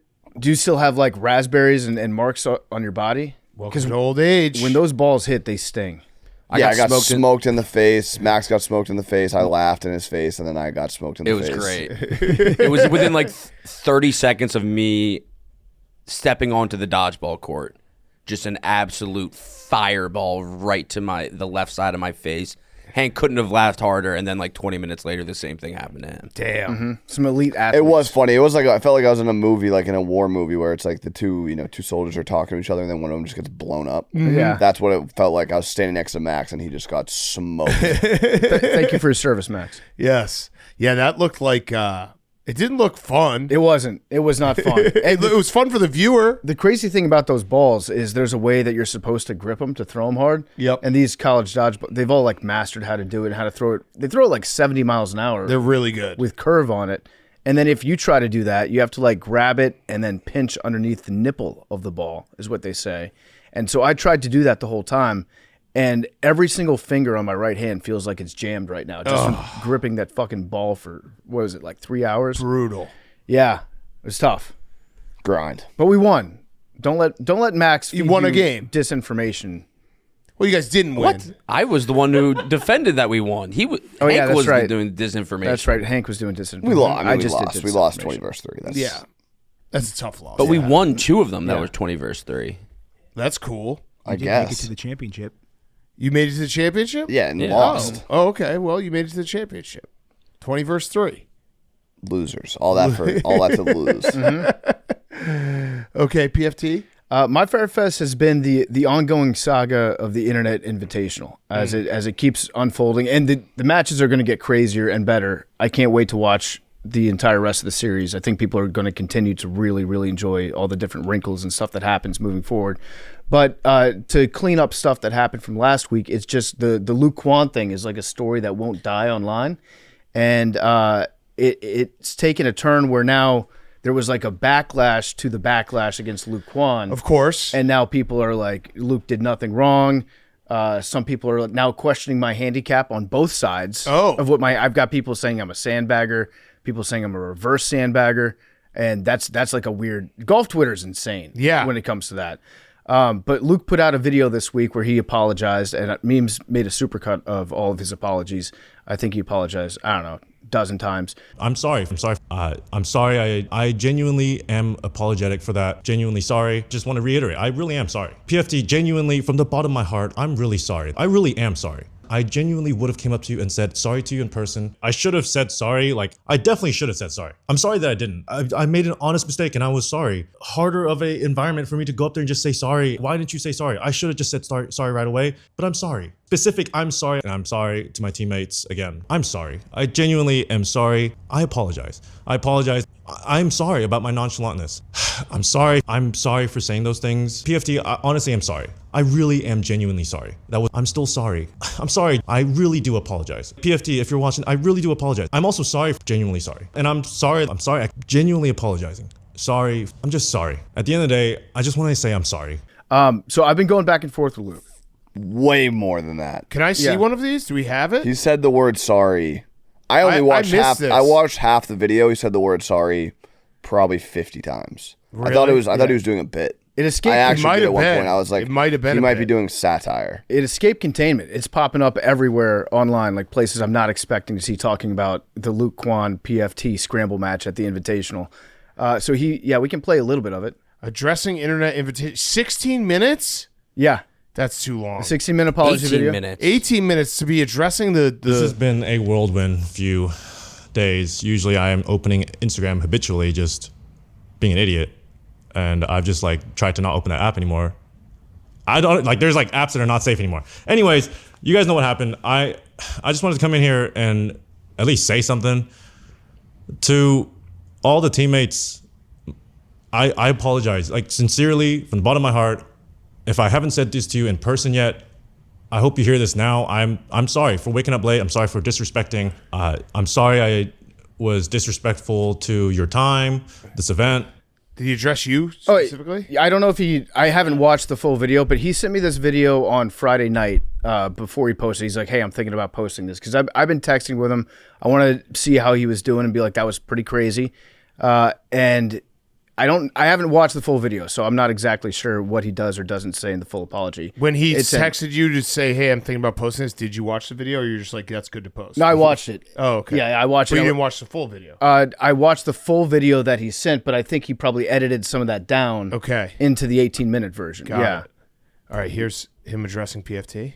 PFT, if you're watching, I really do apologize. That was not my intention. Oh, nice. And I know, I'm saying it's banter. Maybe you guys think it's disrespectful. I really do. I'm also sorry for thinking that I can banter with PFT like I do with my friends. I misread that. Wow. I can't banter. That wasn't banter. Yeah, that's the thing. Is it wasn't. He didn't banter. He was just a dick. I was just trying to win the golf tournament and then be like, hey, Luke, let's be friends and play this round. And he started just jumping into ball busting, which is my feelings aren't going to get hurt. No, I work at Barstool Sports. I hear way worse than that with the people that I work on the show with on a daily basis. His biggest problem was that he talked to talk and then he slept in and didn't walk to walk. Like if he had come out and dominated, none of this would have mattered. It's just you can't talk the talk and then have that happen to you. And then people online. It's also not a very big deal overall. It's really not. But then now people are online are like, I can't believe that Luke did that. And then he showed up and proceeded to berate his poor 25 handicap playing partner. Mm-hmm. And so now I'm like a big victim in all this. You are? Which I am. My feelings. No one's talking about my feelings throughout all this. But so I've been going back and forth with Luke. I think the best way out of this, and I've told Luke, I want to play him heads up. Head-to-head in a match, handicaps included. And I want to make it happen soon. Your sandbagging handicap or your regular handicap? My handicap just dropped. I think it's gonna. Oh. I think it's a 21.8 now. Oh, yeah. Shit. My real handicap is what we're gonna use. I want to do a thing where the loser has to wake up at 5 a.m. every day for a month and go live, or do something like proof of I'm awake and fully dressed. Yep. I'm capable of waking up at 5 a.m. and post that online somewhere for accountability. That was my idea. I actually haven't talked to Luke about that wrinkle to it, but I want to play him head to head in this. I want me to be able to pick his caddy. I want him to be able to. He can pick anybody for my caddy, and I've got a short list of probably 2 people that I'm thinking about for Luke Kwan's caddy, and I want to make it happen soon. I think we will, but it does feel like it's the very strange controversy that just won't die on. Yeah. I just hope that next time I sleep in and miss something that I get the amount of people being like, I stand with Luke Quan. I want that. Yeah. No. I would just AWLs if you're listening. No. If I sleep in and miss something, keep that same energy. Well, they're not. People were very supportive of They're it. not supportive. People were overwhelmingly being like, I stand with Luke But Kwan. they're It's like, not- you're standing with the guy that just slept in and missed a tea time. But you understand they're not standing with him for sleeping in. I think they are. No, they're standing with him because he got brutalized online, which was a fair reaction. It's just it's a reaction to the reaction, like PFT said. Also, like some of the video recaps that I've seen of it recently are people that are like, there are just a lot of people using the F word on Luke Kwan's comment sections online, and I've never seen something like this on Golf YouTube. The Internet Invitational is awesome. It is. I can't wait to see it grow. Golf, like Twitter and fan, they're a little soft. Wouldn't you agree, Hank? They're a little soft. Like it's okay to say that they're soft. So they don't. This is a different world. Barstool's a different world where this is like something that happens and it's like, yeah, he's an asshole, but we'll move on. They're a little soft. So his comment, he pinned this comment on the YouTube. Also, no hate to PFT, please. Thank you, Luke, for calling the Quan Army. I stand with you, PFT. The Quan Army. Oh, I don't like the stand end down. of this. He reached out and texted asking me how I'm doing. He's a good dude, and we're down to do something in Chicago when schedules line up. Life goes on, doesn't it? No. Oh, you missed something there. What? Life goes on. LOL. LOL. Doesn't matter. Doesn't matter. Yeah. No. Not doesn't matter. Doesn't matter. Doesn't matter. So I don't think I'm trying to work out something where we don't have to wait to play in Chicago. I want to do it soon. I want to have a head-to-head rematch. I want just like Go to New Zealand. Me versus him. Maybe go to New Zealand, Hank. You got the shirt on right now. True. I'll say, listen, it doesn't matter long term, but I still hate Luke Kwan. Yeah, I mean, I'll be in that camp. That's fine. I stand with him. You stand with him? The sleeping in part. Even though he disrespected someone who's very close to you? Well, yeah, multiple times? They made up. Okay. I'll hold a grudge. I never felt disrespected in the moment because I suck at golf. I know that. I'm bad. I just thought he was being a dickhead. You can be like, yeah, this guy's just being a dickhead right now, and my feelings weren't like, oh, I can't believe Luke Kwan made fun of me because I can't putt very good. Yeah. Like that's on the list of things that I care about in my life. My putting ability it's got to be close to the bottom. Still was a dick move to be like, you're not going to make that. Doesn't matter. He was Doesn't right. matter. He was right. He was right. He was right on that. Yeah, he was very right about it. So yeah, we'll try to make something happen. But in the meantime, the next few episodes of the Internet Invitational are going to be incredible. Yes. And I can't wait to watch how it turned out. All right, my Fyre Fest is Max. I think you probably are going through the same thing. I miss baseball.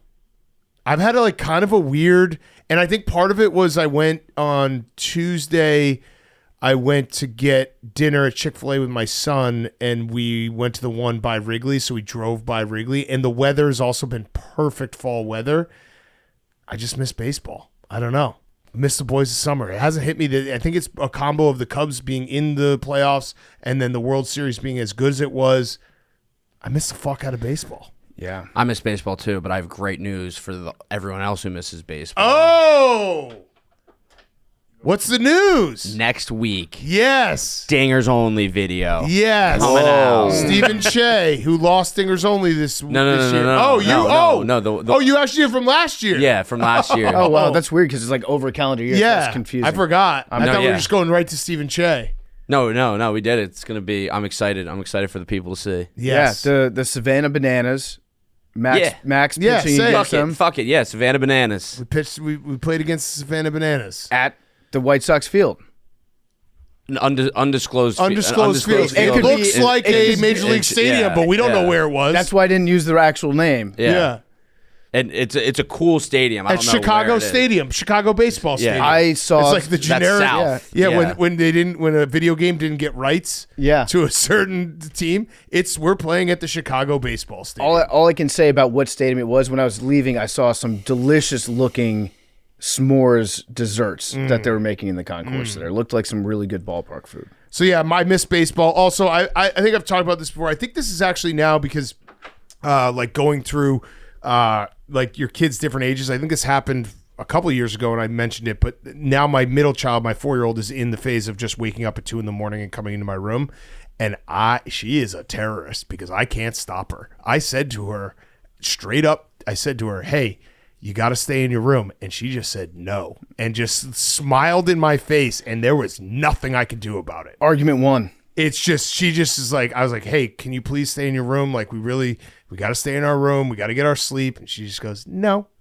And I was like, fuck, I'm out. You can't, there's nothing you can do. You can't negotiate with that. No, you can't. You can't reason with no. She's got me. She's got me. Yeah. It's bad. It's a bad scene. So I said I was going to lock all the doors. That didn't go over well. So yeah, it's a problem. I think I got to beat someone up in front of my kids so they think that, like, because they're always coming being like, I'm scared. It's like, but I'm here. So I got to do like a feat. Maybe I got to like simulate like Max coming to our house. And I just beat him up. You got to hire somebody for that. Yeah. Yeah. Max breaks in wearing a mask. I just beat the fuck out of him. You make him tap. Make a burglar tap. Yeah. I could do And that. then you give him a lesson like Dog the Bounty Hunter on the way out, and then he becomes like indebted to you for the rest of his life. And she's like, wow, my dad, he can beat people up, and he's also a really kind, sweet guy. Dog the Bounty Hunter has been DMing me randomly, and I don't really understand why. But he's just been DMing me like every other week. Let me look up. How does a girl suicide herself with 24 knives, brah? The Jigsaw couldn't write this in a sequel. Please share. Please share this, brother. Aloha. And then the other day on Tuesday, he just said, "Are you for Trump or no?" I haven't replied to any of these. Yeah. I might need to get back in the dog business. That's wild. Yeah. He just keeps sending me hot tips, being like, "Hey, let's get this guy." Maybe I got to mount up. Yeah. Have you ever helped him track anybody down? I haven't, but I'm down to help. Absolutely down to help. Yeah. Whatever you need, dog. Yeah. With your baseball thing about missing baseball this time of year, I had a dumb thought. What if the NBA was a summertime sport? And what if, I know baseball in the fall is incredible. I love it. But what if baseball stays in the summertime? Yeah, you can't. Were you going to move baseball to winter? Well, I was just thinking about like flip-flopping sports seasons. No. When I was trying to go to sleep the other day. And I just felt like NBA in the summertime would be good. No, the only fix for NBA would be start at Christmas. Maybe that would be more, because November basketball is just so, I don't know. It's like, it's not I real. like college basketball in November. Feast week is my favorite. Yeah. But NBA could do Christmas. Right. Yeah, I think my thought was more about how much I dislike the NBA this time of year. And I was like, what if we just moved to the summertime? Fill in some of those gaps in days a little bit. But yeah, you're right. I think the sports calendar, they got it right. Shout out God. They got it right. Okay, Zach, finish us off. My Fyre Fest of this week is I've been hearing conflicting reports on this, and I'd like to get your guys' take on this as well. I went on I guess what someone calls solo date the other day. And I thought it was okay. I thought it was like a super normal thing to do, and I'm hearing otherwise from. How did the date go? It was fantastic. There's like, you got to think about it. There's no small talk. You get to order whatever. Yeah. You get to eat at your own pace. Oh wait, hold on. I was confused. Yeah. No, exactly. I thought you meant a solo date. You went just you and a woman. Oh no. Oh no. You just went out to dinner by self-care. yourself. Yes. Yeah. Yes, which Got I thought it. was more normal at the time, and I'm hearing conflicting reports. No. And I was curious what you guys' thoughts were. It's great. Joe Flacco told us that's heaven on earth. Yeah, dude. It's nice to just go do something. Like I did a solo walk the other day. It was a beautiful fall day. It was like I dropped my kids off at school. I didn't have to be in work for, I don't know, like an hour or so. It's like, I'm just going to go for a walk. And it was sick. You ever go to the movies solo? Yes, sir, all the time. That's great. I think that's the best way to go to the movies. What was your solo date? Did you order for two? No, I like played the field a little bit, but let's hear the order. Where'd you go? I went to a dessert place on the street that Shane's been telling me. No, it's not a dessert That's place. crazy. Trivoli Tavern, not a dessert place. That's just a like very a very nice nice restaurant, but has a very good dessert. I've been hearing so many things about the dessert for weeks. But it's not a dessert. But place. you got not a dessert you got place. It's like a very, very nice restaurant in Also, Chicago. everyone for just people tells you about desserts. Yeah. You hear about desserts Yeah. from everywhere. Yeah. That's a good point. Did Didn't you- take that in consideration? Did you only get dessert, or did you get a full meal? Oh, Dessert I did a couple courses. Yeah, All right, Give so it to us. Give us the order. pigs in a blanket, crab wontons, and then just a prime rib sandwich and some pasta. And you always have a great way of adding it was good. the last thing that you don't expect. And then what was the dessert? sticky date cake that everybody's been raving about. Okay. This place is a dessert place because that was the best place. That was the best thing on the menu. It's a dessert place. So you force fed yourself 4 courses just to get to the dessert. I was just anticipating dessert the whole time. I was like, I need to look like an adult and order regular food. And the whole time, I should have just went double dessert and got out of there. Yeah. Zach, I'm curious to know what you're like at a restaurant, especially in a solo date, if you're ordering food because you're the nicest guy in the world and you're always asking people what you can do for them. Like when you order, you ask for an item of food from a server, do you feel bad about making them go get that food?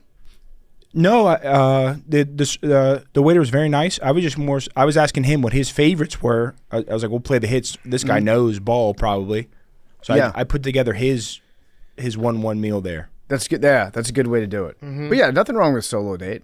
Nothing wrong at all. There are some places where you probably shouldn't go on a solo date.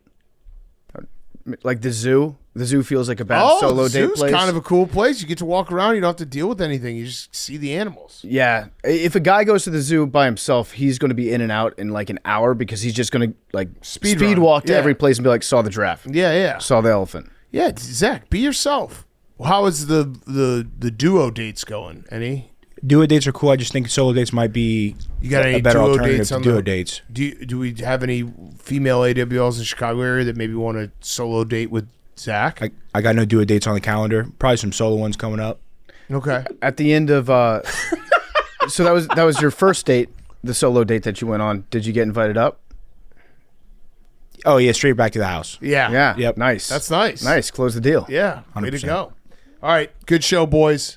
Let's do numbers. 3. Memes, you feel good about this today? You're in your Luca I do. fit. I also I'll go to the zoo by 77. myself sometimes, and I felt extremely disrespected right there. Yeah. You can walk through the zoo. Yeah, you could definitely go to the zoo. You could definitely do the on a zoo. solo. I've never done it. I guess maybe The zoo is free too. You just You walk. just walk through. Yeah. All It's right. fun. Listen, I retract. I love a zoo. I've just never been there solo. I'm gonna go Might have to 100. try. Have You gotta been go. to the Chicago Zoo? I have. Yeah. You gotta see the polar bears. Been there like Yeah, 4 Lincoln Park times. Zoo's awesome. It's great. The lions are incredible. There's 2 new bears at the Lincoln Park Zoo too. Yeah, 2 brown That's bears. sick. Yeah, it is so 99 sick. bucks. Also, the gorilla enclosure there, they could just jump over. Oh yeah, big time. And you get the added like family drama of the gorillas. You get to see like the kids running around, the mom being like, "Hey, quit playing." The kids being like, "I'm gonna keep playing." My son went to zoo camp. You at should the- drop your kid in the gorilla enclosure and then shoot the gorilla. No. That's What how the you fuck? show them. No, my son went to zoo camp the last 2 years at the Lincoln Park Zoo. I was like, I'm so jealous. Zoo camp is. It's I would go to fucking zoo camp sick. as an adult. Yeah. And then when we go to the zoo, he's like the expert. He's like, oh no, it's over here. It's like, fuck, you know it all. It seems like they get really cool shorts when you work at the zoo. Yeah. Just khaki. The khaki But ones, yeah. All right, everyone say their numbers again. 77. 22. 100. 33. 44. 15. 86.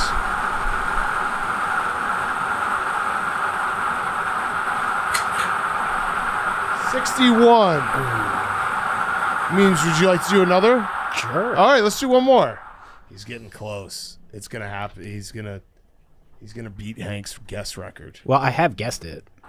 What? I have guessed it. No, you didn't get I the- you have didn't get the guessed ball. it. I have guessed Let's not it. do this get the again. ball. I have guessed it correctly. Right now, Also, I Memes think Huey's on there. He hasn't gotten it. Memes is where's Hank? I don't see. Oh yeah, Memes is.